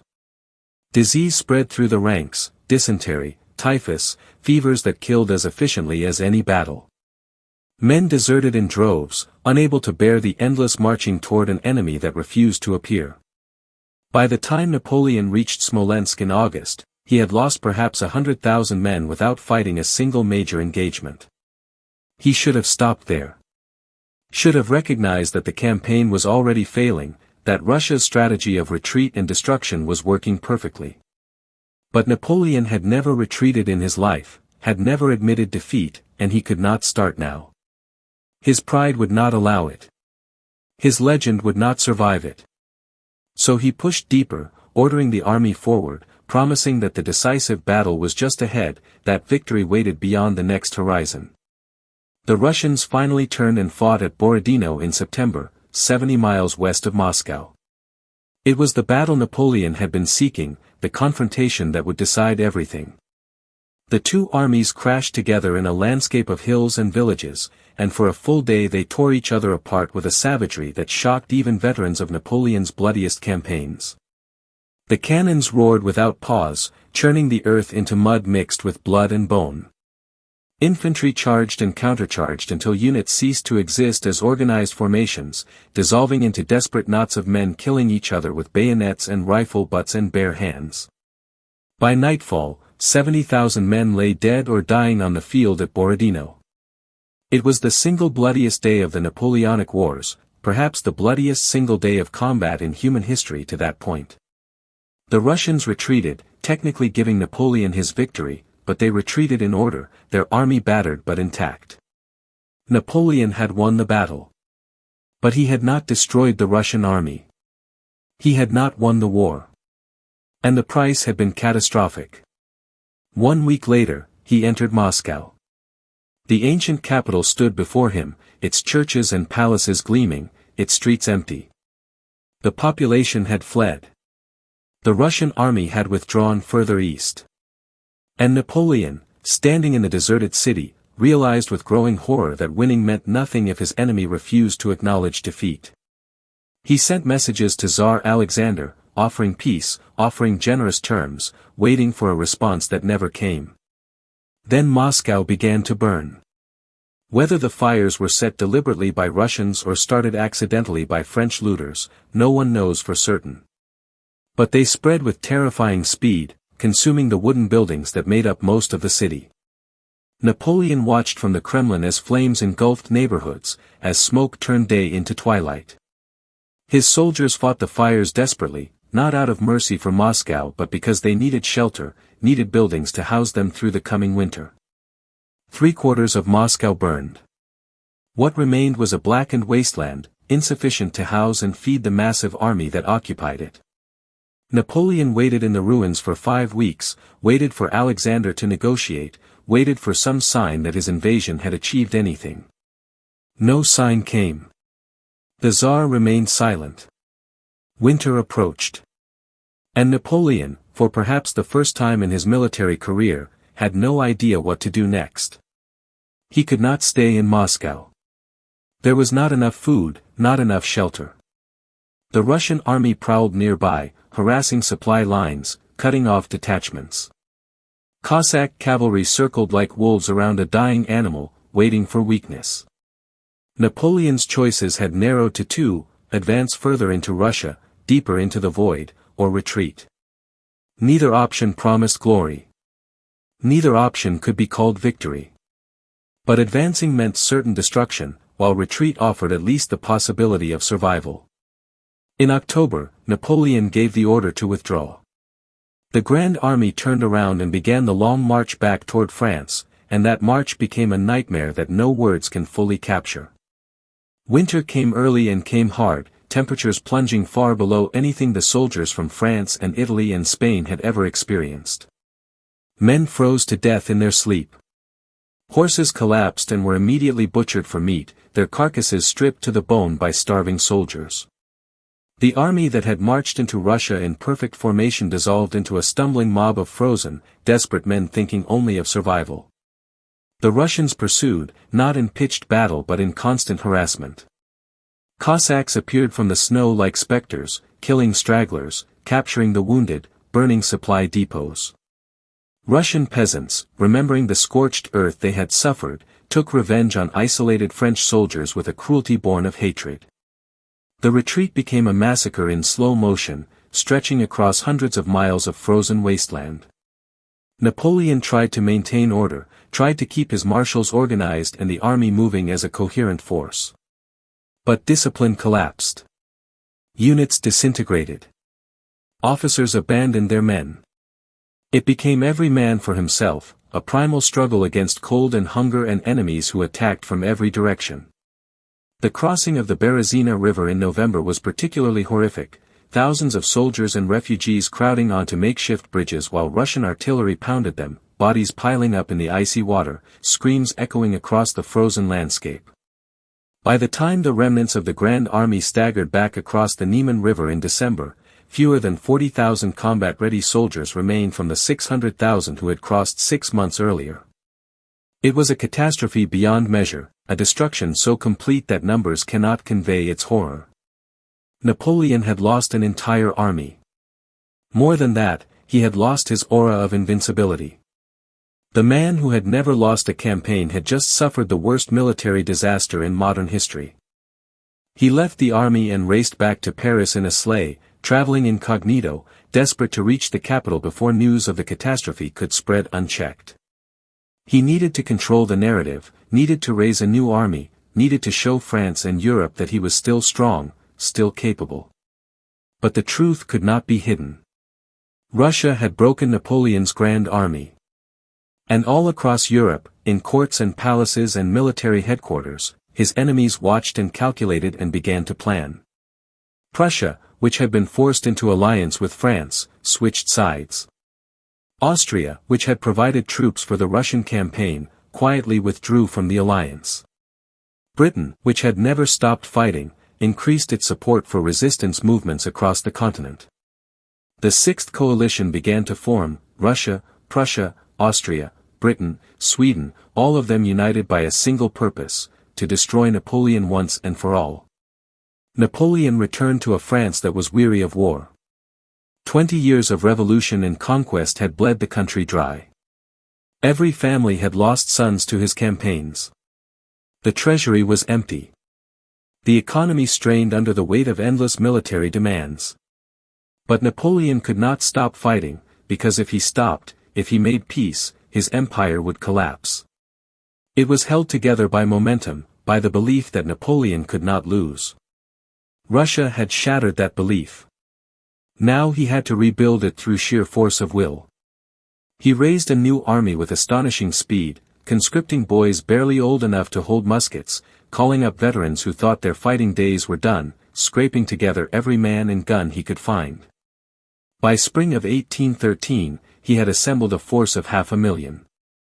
But they were not the veterans who had marched into Russia. They were untrained, poorly equipped, led by officers who had risen through promotion rather than merit as the experienced ones had died in the snow. The campaign of 1813 was fought across Germany, a series of brutal battles where Napoleon showed flashes of his old brilliance but could not achieve decisive victory. At Lutzen and Bautzen, he defeated the Allies but could not destroy their armies. They retreated, rebuilt, came at him again. The fighting was desperate, bloody, achieving nothing except adding to the count of dead. Napoleon was fighting to maintain what he had, not to conquer anything new. He was fighting for survival. At Leipzig in October, the Allies converged on him with overwhelming force. The Battle of Nations, they called it, and it was the largest battle in history before the 20th century. 500,000 men clashed in and around the city for 3 days, and when it ended, Napoleon had lost. Not narrowly. Decisively. His army broke and fled west, pursued by enemies who smelled blood. The retreat from Leipzig was not as horrific as Russia, but it was devastating nonetheless. Thousands of French soldiers died or were captured. The Allied armies followed Napoleon all the way to the Rhine, crossing into France itself for the first time in 20 years. France was invaded. The scenario that had seemed impossible just years earlier, when Napoleon stood triumphant at Austerlitz, was now reality. Foreign armies marched through French villages, and Napoleon no longer had the forces to stop them. He fought brilliantly in the campaign of 1814, winning small victories with inferior numbers, showing the tactical genius that had made him famous. But brilliance could not overcome mathematics. He was outnumbered, outmaneuvered, and running out of soldiers. Paris fell in March 1814. The Allies entered the capital while Napoleon was still campaigning in the provinces, trying desperately to relieve the city. His marshals, the men who had followed him from Italy to Egypt to Moscow, told him it was over. They would not fight anymore. France would not bleed anymore. Napoleon raged at them, called them cowards and traitors, but they stood firm. The war was lost. The empire was finished. The Allies offered terms. Napoleon could abdicate, give up his throne, and they would give him sovereignty over Elba, a tiny island off the coast of Italy. He would keep his title of emperor, receive a pension, live in comfortable exile. The alternative was to fight to the death, to see France torn apart in a final desperate campaign that could only end in total destruction. Napoleon, faced with that choice, surrendered. On April 6, 1814, he signed the abdication, giving up everything he had built. They brought him to Fontainebleau, the palace where French kings had ruled for centuries, to finalize the documents. Napoleon sat at a desk, staring at papers that reduced him from master of Europe to emperor of a rock in the Mediterranean. The night after signing, he tried to kill himself, swallowing poison he had carried since the Russian campaign. But the poison had degraded over time, and it only made him violently ill. He survived, which felt like a cruel joke. He could not even end his own life with dignity. In May, they took him to Elba. A small island, beautiful in its way, with harbors and hills and villages. But it was a cage. A luxurious cage, perhaps, but still imprisonment for a man who had once commanded armies and reshaped continents. Napoleon walked the shores of Elba and looked north toward France, toward the empire that had been taken from him, and inside his brilliant, restless mind, plans began to form. He was 45 years old. Most men would have accepted exile, would have been grateful to be alive.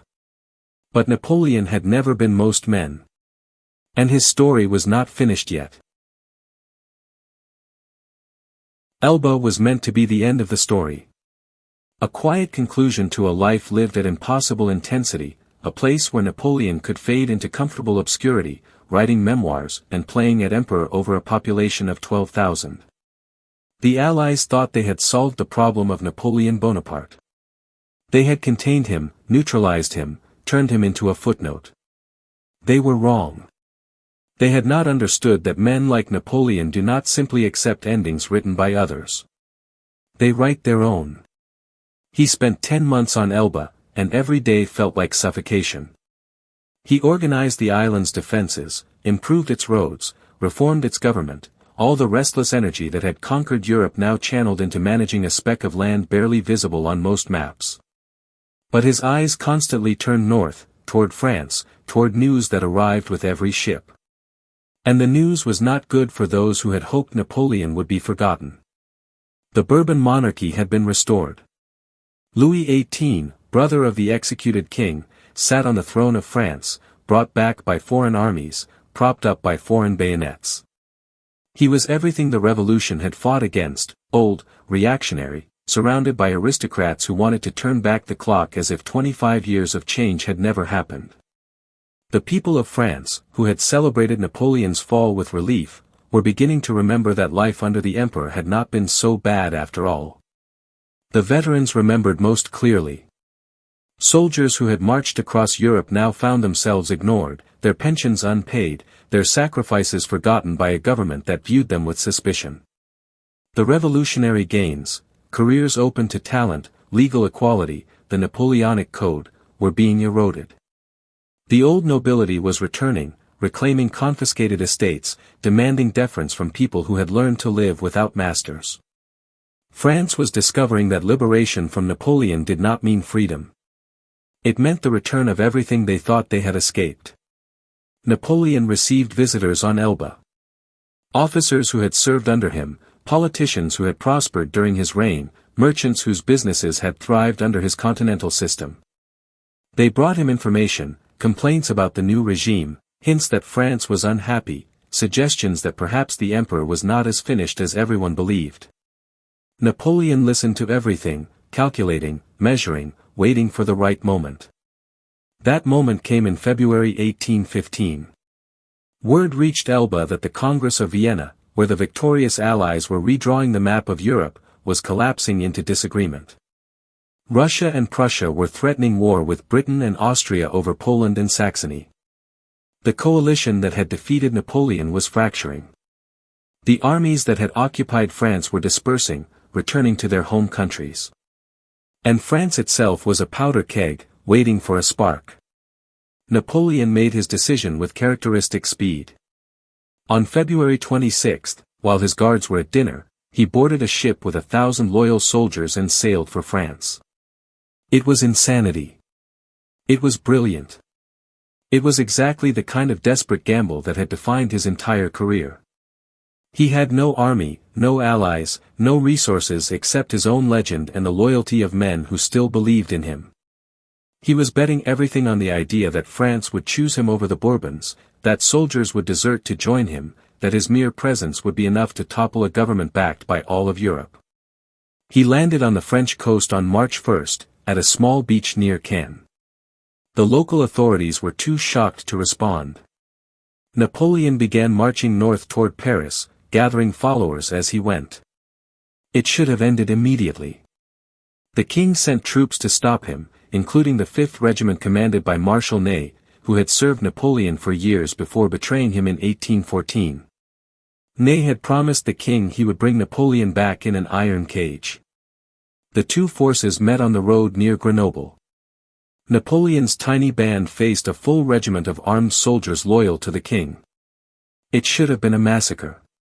Instead, Napoleon did something so audacious it seemed scripted for legend.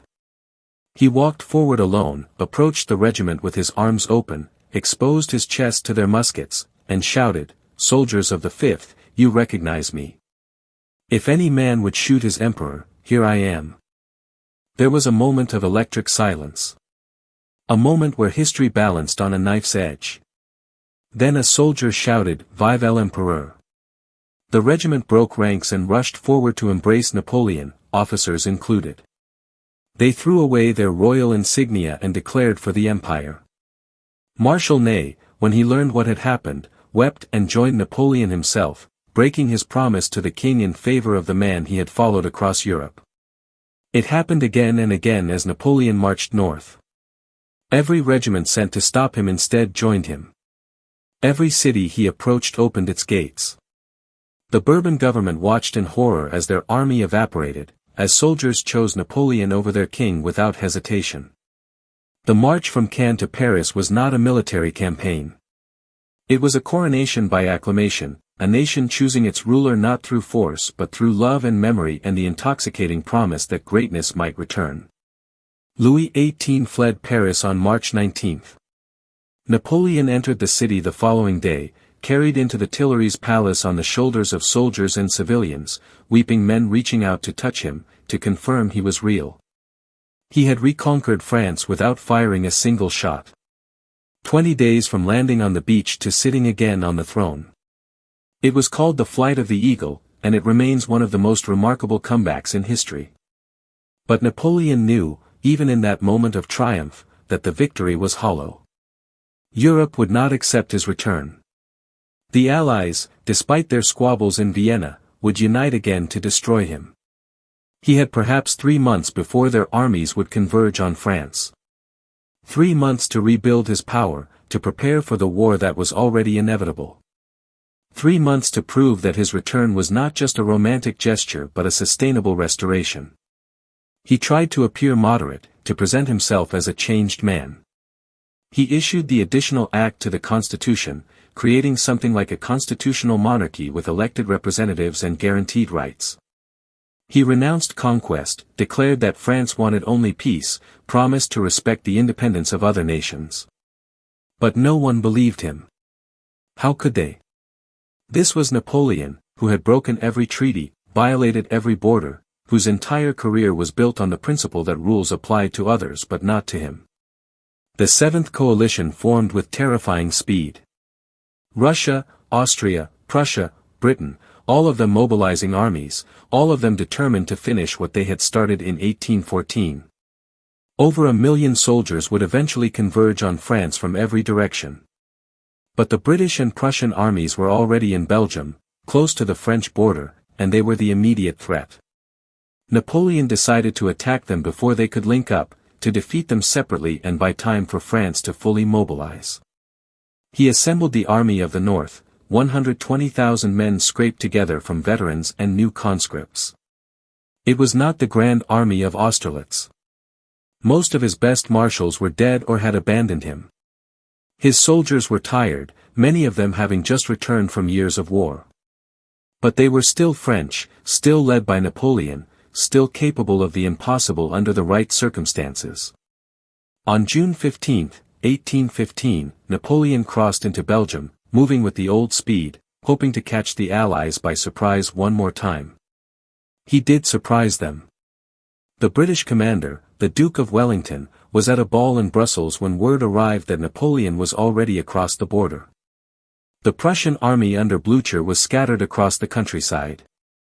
Napoleon had created exactly the situation he needed, his enemies separated, confused, vulnerable to being defeated in detail. If he could destroy one army, then turn on the other, he might win. It was a desperate plan. But desperation was all he had left. The French caught the Prussians at Ligny on June 16 and mauled them badly, forcing Blücher to retreat. It was a victory, but not a decisive one. Napoleon sent Marshal Grouchy with 33,000 men to pursue the Prussians and keep them away from Wellington. Then he turned to face the British, who had taken up defensive positions near a small village called Waterloo. It was good ground for defense, a low ridge that protected Wellington's forces from direct fire, with the forest of Soignes at their back to prevent retreat. Napoleon surveyed the field and felt confident. He had 72,000 men against Wellington's 68,000. His soldiers were veterans, his artillery was superior, and he was Napoleon Bonaparte. Wellington had never faced him in battle. The Duke was competent, everyone knew that, but competent did not beat genius. One good attack, one breakthrough, and the British army would shatter. Then he would deal with the Prussians, rally France, and somehow salvage everything. But the night before the battle, rain came. Heavy, relentless rain that turned the ground into mud and delayed Napoleon's attack the next morning. He needed the soil to dry enough for his artillery to be effective, for cavalry to charge without their horses bogging down. So he waited. And while he waited, the Prussians were marching. Blücher had not retreated east as Napoleon assumed but north, toward Wellington, determined to reach the battle even if it killed him. And it nearly did. His horse was shot from under him, and he was trampled by cavalry, but the old man was pulled out from under dead horses and kept riding, telling his men to march faster, that Napoleon must not win. The morning of June 18 dawned grey and heavy, the sky pressing down like a weight upon the muddy fields near Waterloo. Napoleon breakfasted calmly, reading dispatches, speaking with his marshals in measured tones. Some of them expressed concern about the Prussians, about Grouchy's absence, about the condition of the ground. Napoleon dismissed their worries with a wave of his hand. Wellington was trapped before them. The British would be destroyed before Blücher could arrive. Everything would unfold according to his will, as it always had. But something had changed in Napoleon, though he perhaps did not recognize it himself. The speed of thought that had once made him untouchable had slowed imperceptibly. The intuition that had let him see patterns invisible to others was dulled by exhaustion, by years of endless war, by the accumulated weight of mistakes and disasters. He was 45 years old but looked 60, his body thickening, his health deteriorating from years of stress and irregular eating. He was still brilliant. But brilliance without the stamina to support it is like a blade that has lost its edge, still dangerous, but no longer certain. The attack began at 11:30, hours later than planned, with an assault on Hougoumont, a chateau on Wellington's right flank. It was meant to be a diversion, to pull British reserves away from their center. But the fighting at Hougoumont became a battle within the battle, brutal and consuming, thousands of French soldiers throwing themselves at walls defended by a few hundred British guards. The chateau refused to fall, and Napoleon kept feeding troops into the meat grinder, unable to accept that a diversion had become a disaster. At 1 o'clock, the main attack began, a massive artillery barrage followed by infantry columns advancing up the slope toward Wellington's Ridge. The French drums beat the pas de charge, that rolling thunder that had preceded victory in 100 battles. The soldiers advanced through mud, through cannon fire that tore holes in their formations, up toward the ridge where British infantry lay waiting, invisible behind the crest. They reached the ridge, crested it, saw the British lines, and then the volleys came. Concentrated musket fire at point-blank range, thousands of bullets fired in perfect coordination, cutting down the front ranks of French infantry like wheat before a scythe. The French tried to deploy, to return fire, but Wellington's positioning was perfect. His troops stood on the reverse slope, protected until the last moment, able to deliver devastating fire into compressed enemy formations. The French columns recoiled, reformed, attacked again, were shattered again. Napoleon sent in his heavy cavalry, the cuirassiers in their steel breastplates, thousands of horsemen thundering up the slope to break the British squares. It was magnificent to watch, a tide of horses and steel flowing uphill in waves that seemed unstoppable. But British infantry in square formation was nearly impossible for cavalry to break. The squares bristled with bayonets, creating walls of steel that horses would not charge into. The French cavalry circled the squares, taking fire from all sides, unable to break through, unable to retreat without looking defeated. They charged again and again, for hours, the cavalry exhausted, horses dying, men dying, achieving nothing. It was madness, but Napoleon could not stop. Could not admit that his cavalry was being wasted. He had gambled everything on this battle, and the gamble was failing, and he could not accept it. His marshals pleaded with him to send in the Imperial Guard, his elite reserve, fresh troops who might tip the balance. But Napoleon hesitated, holding them back, waiting for the perfect moment that never came. And then, in the late afternoon, Prussian troops appeared on the horizon to the east. Blücher had arrived. His army had marched all day through terrible roads, had pushed itself beyond endurance, but they were here. Thousands of Prussian soldiers began to press on Napoleon's right flank, forcing him to divert troops from the attack on Wellington. The battle that Napoleon had needed to win quickly was now a race against time, a desperate attempt to break Wellington before the Prussians could arrive in full force. At 7 in the evening, Napoleon finally committed the Imperial Guard. These were his best soldiers, veterans of every campaign, men who had never been defeated. He sent them up the slope in a final, desperate assault, accompanied them personally to the base of the ridge, his presence a promise that this attack would succeed. The Guard advanced in perfect formation, drums beating, eagles gleaming, moving through the carnage of failed attacks with disciplined precision. They climbed the ridge through smoke and mud and bodies. They reached the crest. They saw the British lines ahead, fresh troops brought forward to meet them. The British fired, a single devastating volley, and then another. The Guard, which had never broken, which had never retreated, wavered. Wellington himself rose in his stirrups and shouted, "Now, Mulgrave! Now is your time!" His infantry charged, and the Imperial Guard, impossibly, broke and ran. The cry went through the French army, "La Garde recule!" The Guard retreats. It was inconceivable. The Guard did not retreat. But they were retreating, falling back down the slope in disorder, and when the rest of the French army saw it, morale collapsed. What had been an army became a mob. Units dissolved, soldiers threw down their weapons and ran. The careful formations that Napoleon had maintained all day shattered into chaos. Wellington's entire line advanced, a sweep of British infantry moving down from the ridge, while Prussian troops pressed from the east. The French army disintegrated, fleeing south in panic, abandoning guns and supplies and wounded. Napoleon tried to rally them, forming square with remnants of the Guard, but it was hopeless. His marshals pulled him away, forced him onto a horse, told him he had to escape or be captured. He rode south with the flood of defeated soldiers, his face a mask, his brilliant mind struggling to comprehend what had just happened. Waterloo was over. The battle had lasted 9 hours. 50,000 men lay dead or wounded on a field less than 3 miles square. Napoleon's last army was destroyed. His last gamble had failed. And this time, there would be no exile to Elba, no comfortable prison from which he could plot another return. This time, the Allies would make certain he could never threaten Europe again. He fled to Paris, arriving ahead of the news of his defeat, hoping somehow to rally France for one last defense. But France was exhausted.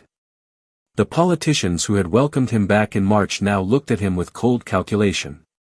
They had gambled on his success. He had failed. And they would not go down with him. They demanded his abdication, and this time, there was no argument. He signed the papers on June 22, 4 days after Waterloo, giving up the throne for the second and final time. He thought about escaping to America. There were ships at Rochefort that could carry him across the Atlantic, give him a chance to start over in the New World, far from Europe and its endless wars. But British ships blockaded the harbor, and Napoleon hesitated, uncertain, his legendary decisiveness failing him at the crucial moment. His companions urged him to flee inland, to disappear into France, to become a fugitive. He refused. He would not live as a hunted man. He would not skulk in shadows. If his story was ending, it would end with dignity. On July 15, he surrendered to Captain Maitland of HMS Bellerophon, throwing himself on the mercy of Britain. He wrote to the Prince Regent, appealing to British honor, asking for asylum, comparing himself to Themistocles seeking refuge among his enemies. It was a beautiful letter, eloquent and moving. It meant nothing. Britain did not want Napoleon in England, did not want him anywhere he might become a symbol, a rallying point for dissent. They would send him somewhere remote. Somewhere inescapable. Somewhere he could do no more harm. They chose Saint Helena, a volcanic rock in the South Atlantic, 1,000 miles from the nearest landmass. It was one of the most isolated places on Earth, surrounded by ocean, garrisoned by British troops who would watch him constantly. There would be no escape from Saint Helena. No dramatic rescue. No loyal soldiers sailing to liberate him. This prison would hold until death released him. Napoleon learned his fate aboard the Bellerophon and received it in silence. He had known it would be something like this. The Allies could not risk another return. But knowing did not make it easier to bear. He was 46 years old. He had ruled Europe. He had seen his empire stretch from Madrid to Moscow. He had crowned himself emperor before the Pope. And now he would end his days on a rock in the ocean, forgotten by the world he had reshaped. The voyage to Saint Helena took 2 months. Napoleon spent the time reading, writing, pacing the deck of the ship, staring at the horizon. He was polite to his captors, even charming at times, but inside he was dying already. Not his body, that would linger for years. But his spirit, the restless energy that had driven him to conquer and create and destroy, was collapsing under the weight of permanent defeat. They arrived at Saint Helena in October 1815. The island rose from the sea like a fortress, sheer cliffs dropping into waves, the interior a mass of volcanic peaks and deep valleys. There was a town, Jamestown, a small collection of buildings huddled in a ravine. And there was Longwood House, where Napoleon would live. It was a damp, drafty building, poorly maintained, surrounded by British sentries. It was, in every sense, a prison, though the British refused to call it that. Napoleon settled into Longwood with a small group of loyal companions, Count Bertrand, Count Montholon, General Gourgaud, and others who had chosen exile with him rather than accommodation with the Bourbons. They played cards, read books, argued about history, dictated memoirs. But mostly they waited. Waited for rescue that would never come. Waited for Europe to change its mind. Waited for something, anything, to break the crushing monotony of exile. The years on St. Helena passed with a slowness that felt like punishment itself. Time, which Napoleon had once commanded like a weapon, now became his enemy. Days blurred into weeks, weeks into months, months into years of sameness, of routine, of slow decay. He tried to maintain his dignity, dressing in his old uniform some days, dictating his memoirs, reshaping his history into legend. He was writing his own narrative now, creating the myth of Napoleon that would outlive the man, the enlightened reformer who had brought progress to Europe, the military genius who had never been defeated except by overwhelming odds and treachery. His captors tormented him in small ways. The British governor, Sir Hudson Lowe, was a petty, suspicious man who saw his duty as breaking Napoleon's spirit through 1,000 tiny humiliations. He insisted Napoleon be called General Bonaparte, refusing to acknowledge his imperial title. He restricted his movements, requiring permission to ride beyond a certain perimeter. He opened his mail, monitored his visitors, counted his servants. It was the revenge of a small man given power over a giant, and Napoleon bore it with visible contempt that only made Lowe more vindictive. The house at Longwood was slowly killing him. It was built on a plateau exposed to constant wind and rain, the walls damp, the rooms poorly heated. Napoleon, who had slept in tents on frozen battlefields, found himself complaining about drafts and moisture like an old invalid. His health deteriorated. Stomach pains that had troubled him for years became worse, constant, sometimes unbearable. He ate less and less, his body shrinking, his famous face becoming gaunt and gray. His companions quarreled among themselves, the forced intimacy of exile breeding resentment and suspicion. They fought over who was most loyal to the emperor, who had access to him, who controlled the narrative being created in the memoirs. It was petty and sad and very human. These men had followed Napoleon across Europe, had shared in his glory, and now they were reduced to squabbling over scraps of his attention on a rock in the ocean. Napoleon began to withdraw into himself, spending days in his room, refusing to see anyone. He would lie in his bed staring at nothing, or sit in his garden watching the wind move the trees, lost in memories of battles and triumphs that seemed increasingly unreal. Sometimes he would emerge and dictate furiously, recreating campaigns in minute detail, justifying every decision, rewriting defeats into moral victories. Other times he would simply sit in silence, too tired or too sick to maintain the performance of being Napoleon Bonaparte. He received few visitors from the outside world. Ships rarely stopped at Saint Helena, and when they did, the passengers were usually discouraged from seeing the famous prisoner. But occasionally someone would come, a sympathetic British officer, a traveler curious to see the man who had terrorized Europe. Napoleon would rouse himself for these visits, putting on the persona of the exiled emperor, charming and philosophical, making certain his legend was being transmitted to the world beyond his prison. He thought often of his son, the King of Rome, who had been taken to Austria after Waterloo and was being raised as a Habsburg prince, taught to forget his Bonaparte heritage. The boy was being erased, turned into something acceptable to the old dynasties, and there was nothing Napoleon could do. He would never see his son again. That knowledge aided him perhaps more than any other aspect of his captivity. By 1821, Napoleon was visibly dying. The stomach pains had become constant, accompanied by nausea and weakness. He could barely eat. His skin turned yellow. He spent most of his days in bed, sometimes delirious, sometimes lucid enough to dictate final thoughts to his companions. The British doctor assigned to him believed he was malingering, exaggerating illness to gain sympathy. But Napoleon was beyond caring what his captors thought. He was simply enduring, waiting for death to release him from the slow torture of exile. In April, he took to his bed permanently. The rains hammered longwood, and the damp seeped into everything.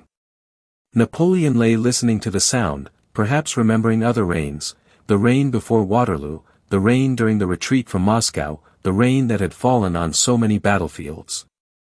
His companions gathered around him, taking turns keeping watch, writing down his last words, preparing themselves for the moment that had become inevitable. He spoke of his achievements, the code, the reforms, the glories of the empire.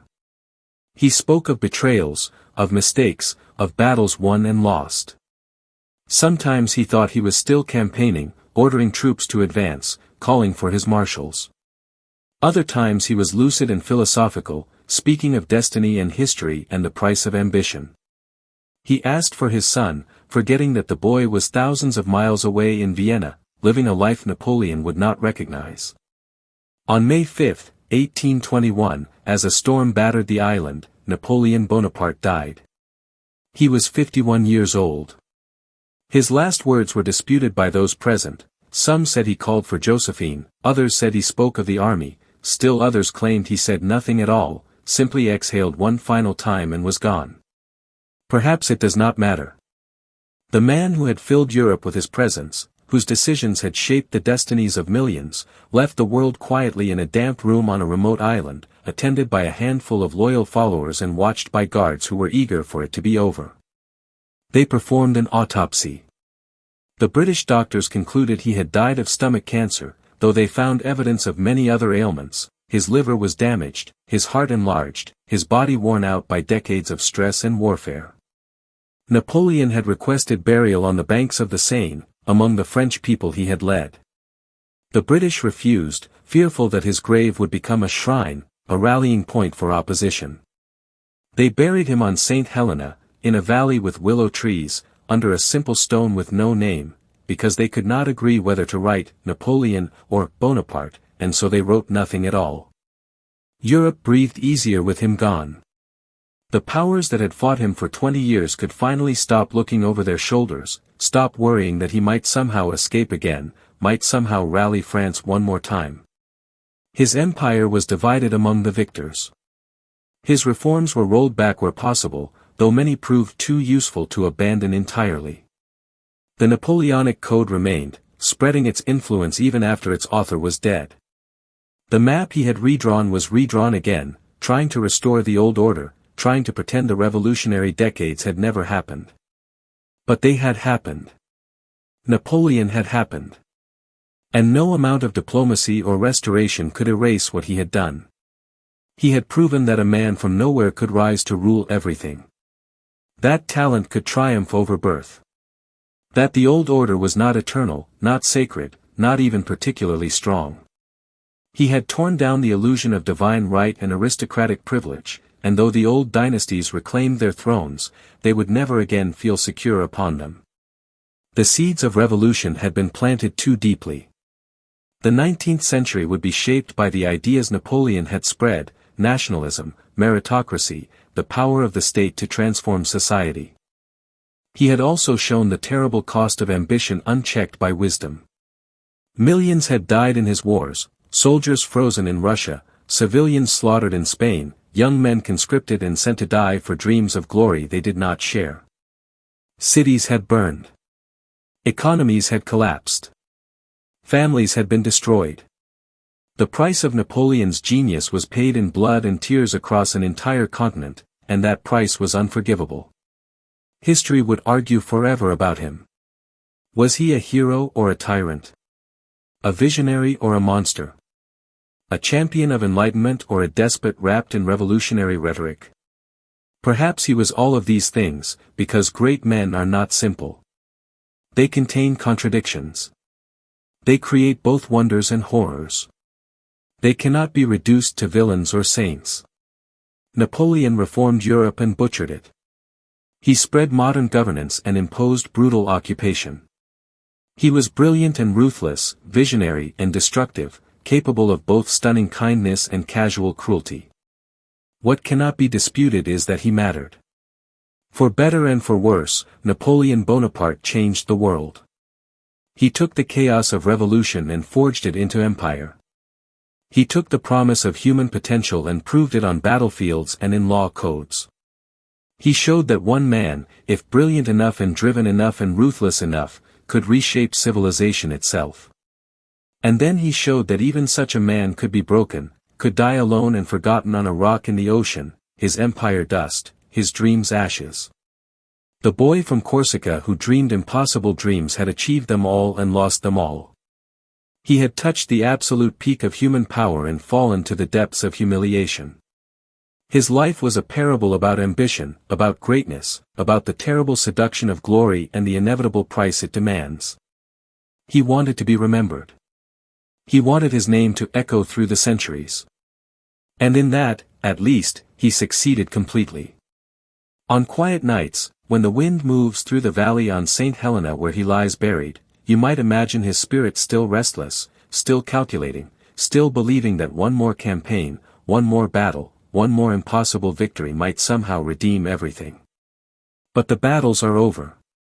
The campaigns are finished.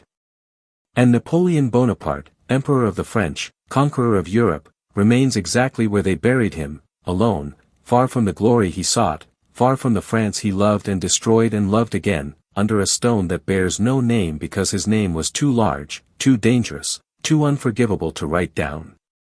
And so the story ends. Not with triumph but with silence. Not with glory but with rain and wind and the slow erosion of memory. The man who wanted to be everything became nothing. The emperor who crowned himself was buried nameless. And the world he left behind struggled to understand what he had been, genius or madman, savior or destroyer, the man who brought both enlightenment and catastrophe to a continent that would never forget him, no matter how hard it tried. The world tried to move on without Napoleon, tried to pretend that the revolutionary decades had been an aberration, a fever dream from which Europe was finally waking. The Congress of Vienna reconvened after Waterloo and continued its work of restoration, diplomats in powdered wigs redrawing borders, reinstalling monarchs, attempting to turn back the clock to 1789. They called it the Concert of Europe, a system designed to maintain balance and prevent any single power from dominating the continent the way Napoleon had. It was reasonable. It was pragmatic. It was also a futile attempt to stop the tide of history with a wall of paper and protocol. Because Napoleon had changed everything, even in defeat. The ideas he had spread, that governments should be based on merit rather than birth, that laws should be rational rather than arbitrary, that nations could be united by shared identity rather than dynastic accident, these ideas could not be unspoken. The soldiers who had marched across Europe returned to their villages with stories of places where peasants were not serfs, where talent could rise regardless of family name, where the old aristocratic order had been swept away. Those stories were seeds, and seeds planted in fertile ground will grow no matter how hard you try to suppress them. The revolutions of 1830 would come, then 1848, each wave of unrest tracing its ancestry back to 1789 and to Napoleon's empire. The unification of Italy and Germany in the 1860s and 1870s would draw inspiration from Napoleon's reorganization of those regions, from his proof that ancient kingdoms could be swept aside and new nations forged. The modern bureaucratic state, with its professional civil service and codified laws, owes its existence largely to structures Napoleon created. Even his enemies, even those who had fought for decades to destroy him, found themselves adopting his methods because they worked. But in 1815, with Napoleon safely imprisoned on Saint Helena, Europe's rulers convinced themselves they had won completely. They restored the Bourbons to France, put reactionary monarchs back on their thrones across the continent, and settled in to enjoy their victory. They toasted each other at elaborate balls in Vienna while signing documents that dismantled Napoleon's empire and distributed its pieces among themselves. It must have felt like triumph. It must have felt like the natural order reasserting itself after years of chaos. They did not understand that you cannot kill an idea by imprisoning the man who embodied it. Napoleon, rotting slowly on Saint Helena, was in some ways more dangerous dead than alive. In life, he had been complicated, capable of mistakes, visibly human despite his genius. In death, he would become myth. The legend of Napoleon that he carefully crafted in his memoirs during those final years would prove more powerful than the reality of Napoleon had ever been. His companions on Saint Helena served as apostles, spreading the gospel of the emperor when they finally returned to Europe after his death. They published his memoirs, his reflections, his version of history where every defeat was betrayal, every victory was genius, and the entire arc of his career was a noble attempt to bring enlightenment to a benighted continent.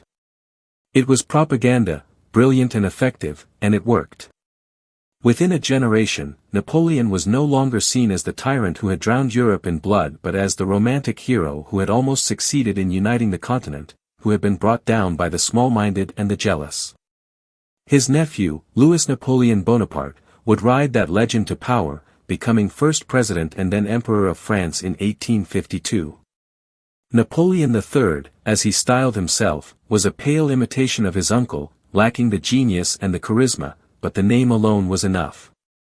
The French people, tired of unstable republics and weak kings, turned to a Bonaparte because the name promised strength and glory and a return to greatness. It would end badly. Napoleon III would be captured by Prussians in 1870 and die in exile, but the fact that it happened at all proved that Napoleon's shadow was long enough to cover generations. Even today, standing in the 21st century, Napoleon's presence remains. His code forms the basis of civil law in dozens of countries. His military tactics are still studied in war colleges around the world. His reorganization of European territories influenced the national boundaries that exist today. Walk through Paris and you see his monuments everywhere, the Arc de Triomphe he commissioned, Les Invalides where his body was finally returned in 1840, street names commemorating his victories. France cannot escape him, cannot decide whether to celebrate or condemn him, so it does both, simultaneously, forever. Historians have written tens of thousands of books about him, analyzing every decision, every battle, every reform, trying to understand how one man could accomplish so much and destroy so much in a single lifetime. Was he a military genius? Undoubtedly. A brilliant administrator? The evidence supports it. A monster responsible for millions of deaths. The corpses cannot be denied. A visionary who modernized Europe. His reforms speak for themselves. A megalomaniac whose ambition knew no limits. His actions prove it beyond question. The truth is that Napoleon was all of these things because human beings, even extraordinary ones, contain multitudes. We want our heroes pure and our villains simple, but history rarely provides such clarity. Napoleon brought both light and darkness, creation and destruction, progress and catastrophe. He liberated and he enslaved.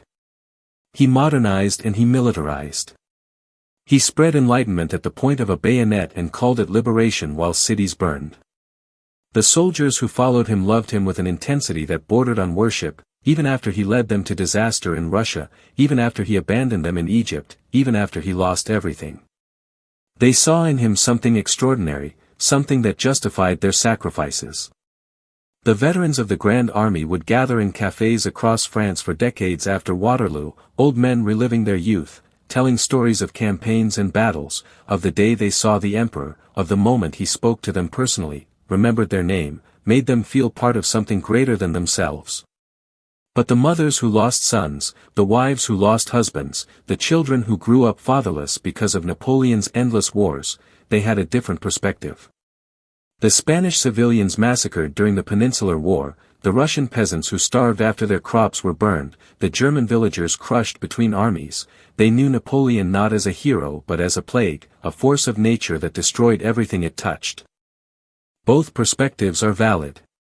Both are true. Napoleon was Prometheus bringing fire to humanity and also the fire itself, consuming everything. He was the revolution's greatest achievement and its ultimate betrayal. He proved that the old order could be overthrown, that societies could be reformed, that human institutions were not sacred and eternal but malleable, subject to the will of those strong enough to reshape them.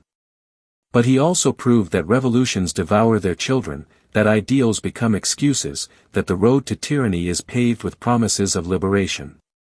His life poses questions that every generation must answer for itself. When does necessary force become unforgivable violence? When does strong leadership become dictatorship? When does reform become oppression? When does ambition serve society and when does it merely serve itself? Napoleon offers no easy answers because his life embodied all of these contradictions simultaneously. Perhaps that is why we cannot stop thinking about him, cannot stop writing about him, cannot decide what he means. He is a mirror in which we see our own beliefs about power, about greatness, about the price we are willing to pay for progress. Those who value order and stability see Napoleon as a cautionary tale about the dangers of revolutionary change. Those who value transformation and merit see him as a hero who almost succeeded in dragging Europe into modernity. Both are projecting their own values onto a man who has been dead for 2 centuries but who refuses to stay buried. The final irony is that Napoleon, who spent his life chasing glory and immortality, achieved both but not in the way he imagined.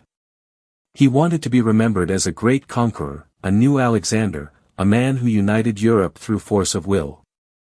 Instead, he is remembered as a complicated, contradictory figure who changed everything and nothing, who rose impossibly high and fell catastrophically, who embodied both the promise and the peril of human ambition. On Saint Helena, in those final years, did he understand this? Did he grasp that his greatest legacy would not be his victories but his failures, not his empire but its collapse, not what he built but what he destroyed? The memoirs suggest he did not, that he went to his grave believing history would vindicate him, that future generations would see past the propaganda of his enemies to recognize his genius and his noble intentions. But history is not so kind. History does not vindicate. It only records, and what it recorded about Napoleon Bonaparte was a life lived at the extremes, a man who refused moderation in anything, who believed that greatness required absolute commitment and paid the absolute price. He won everything and lost everything.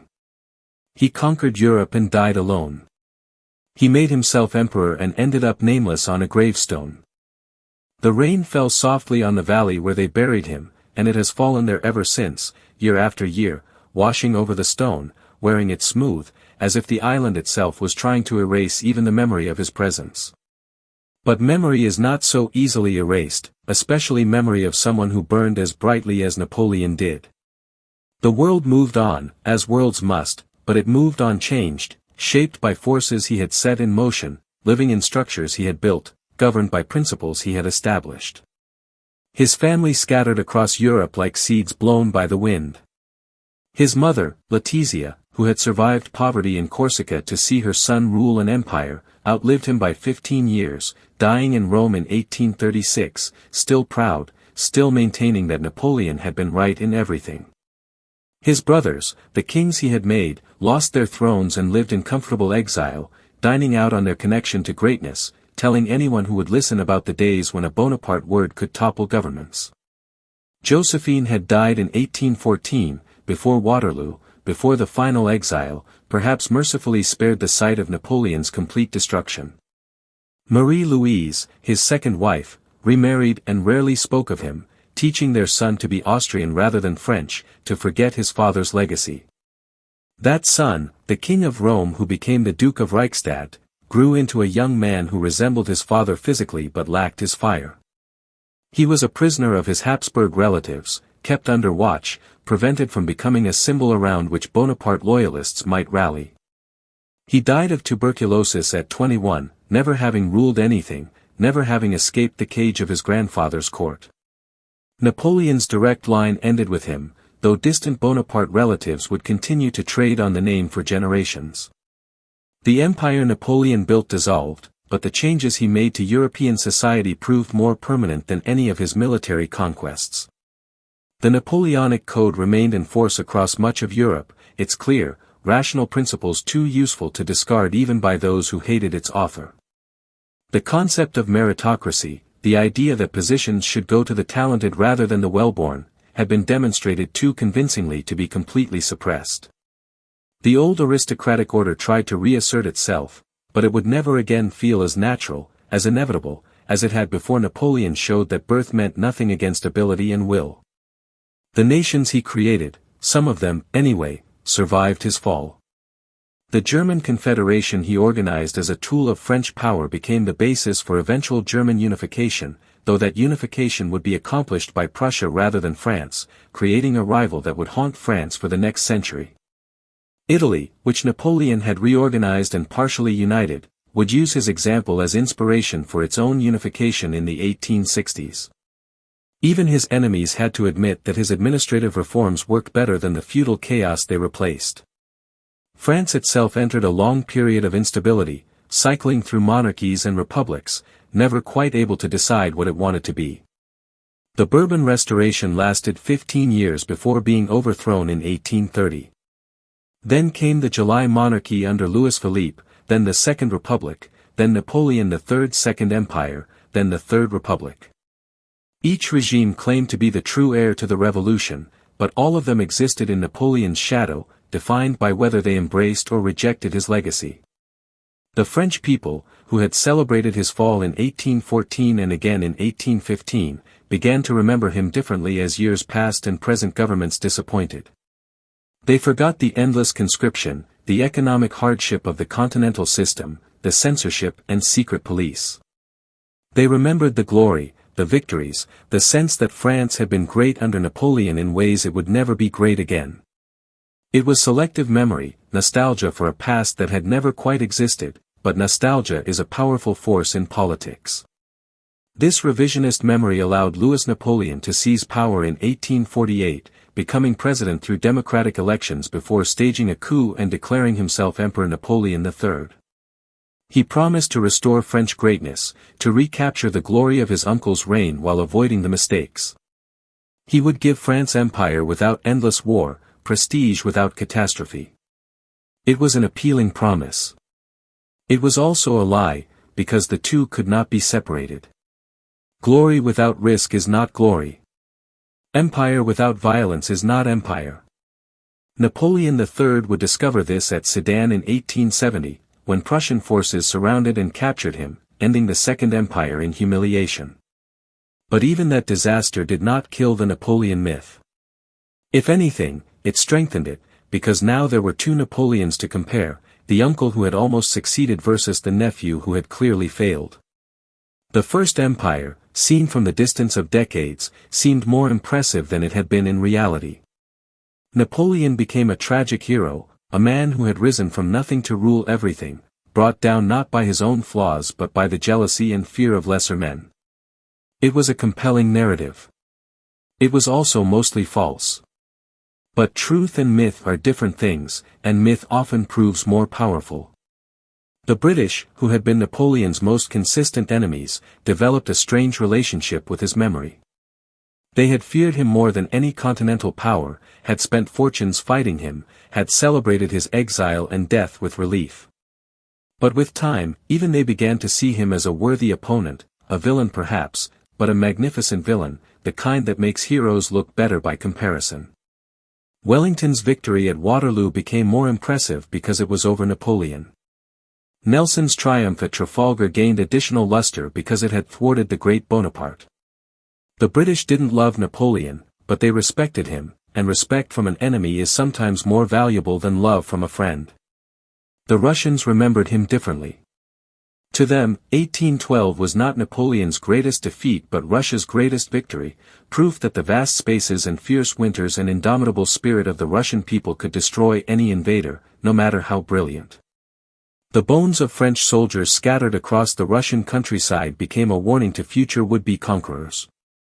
When Hitler invaded in 1941, Russian propaganda immediately drew parallels to Napoleon, reminding people that Russia had defeated one great invader and would defeat another. The parallel was not entirely accurate. Napoleon had not sought to exterminate the Russian population the way Hitler did, but it was emotionally resonant and politically useful. The military lessons of Napoleon's campaigns were studied obsessively by professional armies throughout the 19th and early 20th centuries. His use of corps system, allowing armies to move in separate columns and concentrate rapidly for battle, became standard practice. His understanding of logistics, of using speed to offset numerical inferiority, of the importance of morale and leadership, all of this entered military doctrine and remained there. The American Civil War was fought largely using Napoleonic tactics, though by then technological advances in weaponry made those tactics increasingly obsolete and murderously costly.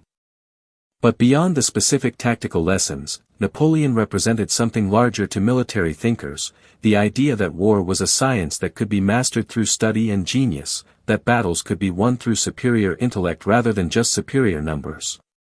This was both true and dangerous.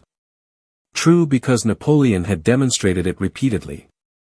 Dangerous because it encouraged generations of officers to believe they might be the next Napoleon, leading to unnecessarily aggressive strategies and catastrophic miscalculations, most notably in World War I when generals on all sides sought decisive Napoleonic victories and instead produced industrial slaughter. His cultural influence spread beyond military matters. Romantic artists and writers found in Napoleon a perfect subject, the genius who defied convention, who rose through talent alone, who reshaped the world according to his vision. Beethoven had initially dedicated his Third Symphony to Napoleon, seeing him as the embodiment of revolutionary ideals, before angrily scratching out the dedication when Napoleon crowned himself emperor. But the symphony remained, its heroic themes clearly influenced by Napoleonic imagery. Byron wrote poems celebrating Napoleon's grandeur and lamenting his fall. Countless paintings depicted him crossing the Alps, commanding at Austerlitz, brooding on Saint Helena. This romanticization of Napoleon influenced how Europeans thought about power, ambition, and individualism for generations. The idea of the great man who transcends ordinary morality to accomplish extraordinary things, this was partly Napoleon's legacy, for better and worse. It inspired artists and reformers and revolutionaries. It also inspired tyrants and megalomaniacs who convinced themselves they were Napoleonic figures justified in whatever actions they took. In philosophy and political theory, Napoleon's career became a case study in the relationship between means and ends, between individual will and historical forces, between freedom and order. Hegel saw in Napoleon the world soul on horseback, history incarnate riding through the streets. Marx analyzed how Napoleon's rise represented the bourgeoisie consolidating power in the wake of aristocratic collapse. Nietzsche's concept of the Superman, the individual who transcends conventional morality, owed something to the Napoleonic example, though Nietzsche himself was ambivalent about Napoleon's actual achievements. These intellectual interpretations mattered because they shaped how subsequent generations understood power and leadership. Napoleon became a template, a reference point, a standard against which other leaders were measured. Was Hitler a Napoleon? Was Stalin? These questions were asked seriously, and the comparisons, even when inaccurate, influenced how people thought about 20th-century dictators. Napoleon provided a vocabulary for discussing authoritarian leadership, a set of examples and counterexamples that remained relevant long after the specific circumstances of his time had passed. The question that haunts every serious examination of Napoleon's life is this: could he have stopped? Was there a moment when he might have secured his achievements, made peace with Europe, consolidated rather than expanded, and died peacefully as emperor of a stable France? The answer, almost certainly, is yes. There were several moments. After Austerlitz in 1805, with Austria defeated and Britain isolated, he might have negotiated a lasting peace.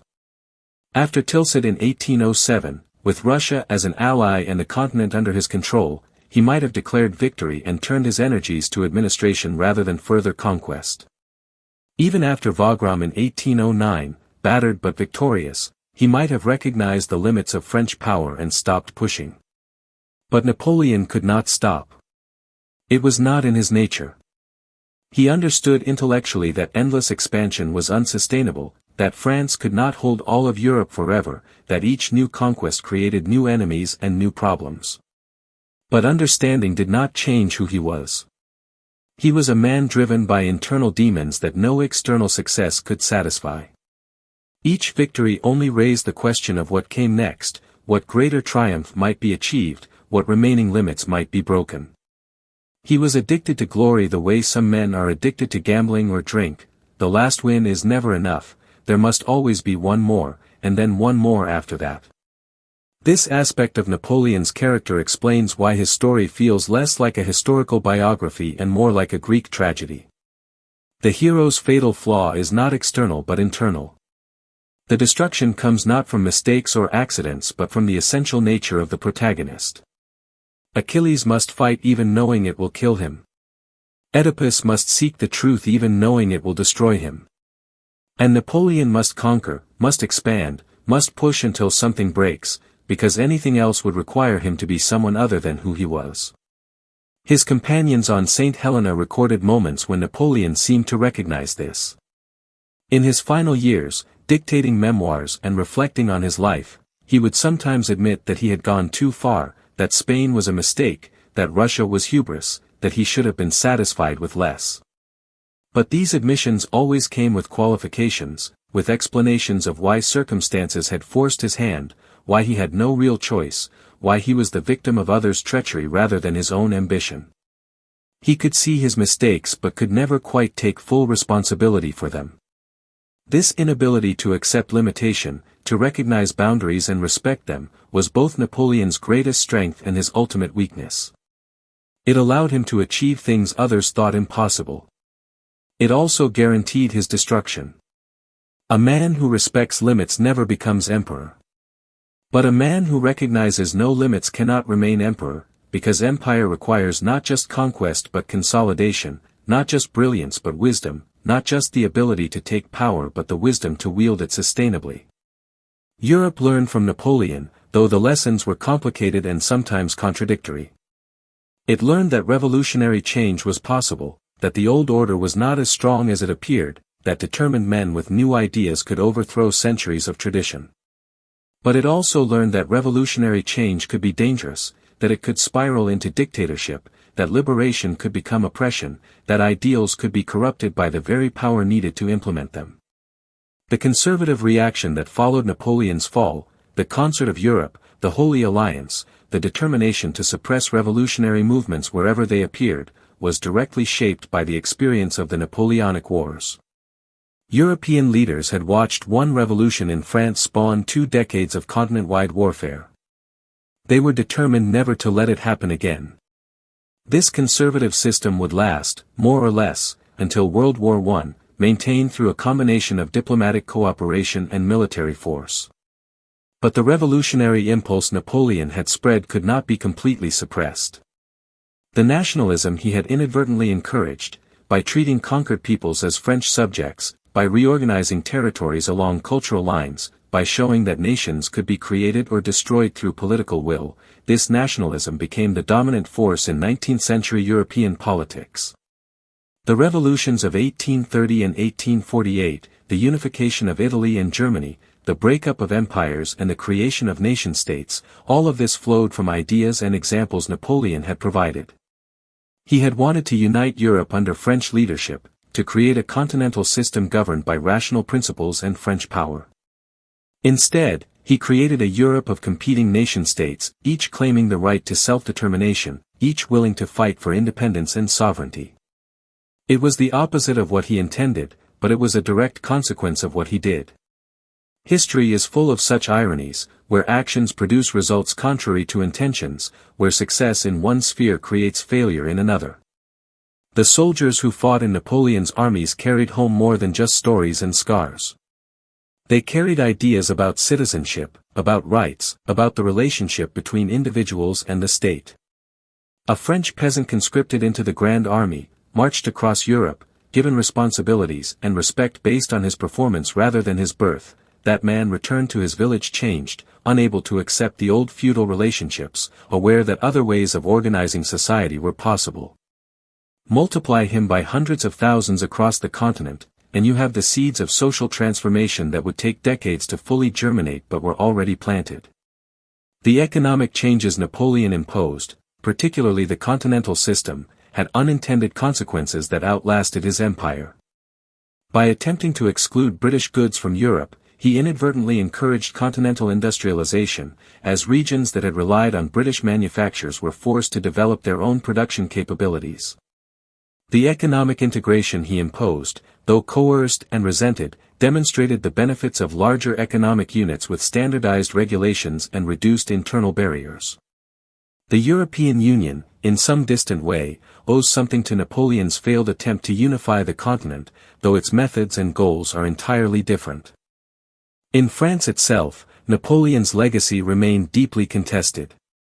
The political divide between left and right, between republicans and monarchists, between those who saw the revolution as liberation and those who saw it as catastrophe, this divide persisted throughout the 19th century and into the 20th, and Napoleon stood at its center. Was he the revolution's fulfillment or its betrayal? Was he the man who saved France from chaos or the man who perverted its ideals? The answer depended on who you asked, and the question never stopped being relevant. The return of Napoleon's body to France in 1840 became a national event, hundreds of thousands lining the streets of Paris to watch the funeral procession, the government of Louis-Philippe cynically using Napoleon's remains to bolster its own legitimacy by connecting itself to past glory. They placed him in Les Invalides, in a massive tomb of red porphyry, as elaborate and impressive as anything designed for the ancient pharaohs he had seen in Egypt. Visitors still come by the thousands, standing above the tomb, looking down at where Napoleon rests, trying to feel some connection to a man who changed the world nearly 2 centuries ago. What do they feel, these visitors? Admiration for his genius? Horror at the death toll of his ambitions? Some combination of both? The tomb tells them nothing. It is simply massive and impressive and silent, like Napoleon's career itself, undeniably significant, impossible to ignore, but offering no simple moral or clear lesson. You can stand there and project whatever you want onto that stone, whatever interpretation of Napoleon fits your own beliefs about power and greatness and the price of ambition. Perhaps that is Napoleon's final victory, in a strange way. He wanted to be remembered, to live forever in human memory, and he achieved that completely. But the memory is not under his control. Every generation rewrites Napoleon, finds in his life whatever lessons it needs, uses his example to argue for whatever it already believes. He has become a canvas on which we paint our own ideas about leadership, about war, about reform, about the relationship between individuals and history. The Napoleon who burned Moscow is not the Napoleon who created the Code Civil. The Napoleon who freed serfs and modernized governance is not the Napoleon who reinstated slavery in French colonies. The Napoleon who promoted talented officers regardless of their birth is not the Napoleon who crowned himself emperor and created a new aristocracy. All of these Napoleons existed simultaneously in the same man, which is why he remains endlessly fascinating and endlessly debatable. His life poses uncomfortable questions about the nature of greatness itself. Can someone be called great if their achievements cost millions of lives? Can brilliance excuse brutality? Can we celebrate the reforms while condemning the wars, or are they inseparable, 2 sides of the same coin? Does genius grant special privileges, special allowances, or should brilliant men be held to the same standards as ordinary ones? These are not just historical questions. They are moral and philosophical questions that every era must answer for itself, using figures like Napoleon as test cases. In the end, Napoleon Bonaparte remains what he always was, too large for simple judgment, too complicated for easy categorization, too significant to ignore and too troubling to celebrate without reservation. He was extraordinary, and extraordinary people create both extraordinary achievements and extraordinary disasters.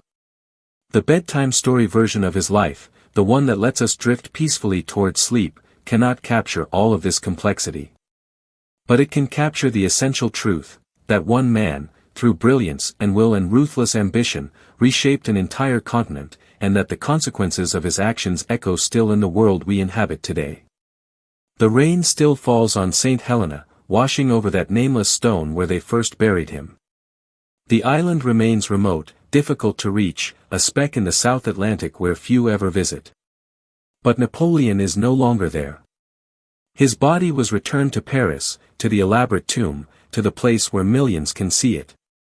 And his legacy, complex, contradictory, unforgivable and undeniable, remains everywhere, in laws and borders and ideas and warnings, in everything he built and everything he destroyed, in the world he left behind that could never be the same as the world he found. And so we remember him, this impossible man, this genius and tyrant, this liberator and oppressor, this boy from Corsica who became emperor and ended his days in exile.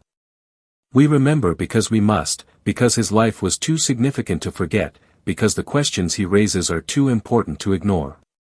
We remember, and we argue, and we try to understand, knowing that complete understanding will always escape us, that Napoleon Bonaparte will remain forever just beyond our grasp, visible, influential, but ultimately mysterious, like all great historical figures who transcend their times and become symbols of something larger than themselves. The night grows deeper now. The story winds toward its close. And Napoleon, wherever his spirit rests, perhaps smiles at the knowledge that we are still talking about him, still struggling with his legacy, still unable to decide what he means. He wanted immortality. He wanted glory. He wanted to be remembered forever. And in that, at least, he succeeded absolutely. Sleep well, knowing that history is never simple, that greatness comes with costs, and that the most fascinating lives are often the most troubling. The story of Napoleon Bonaparte, the unforgivable life that changed the world, is complete. But its echoes will never fade.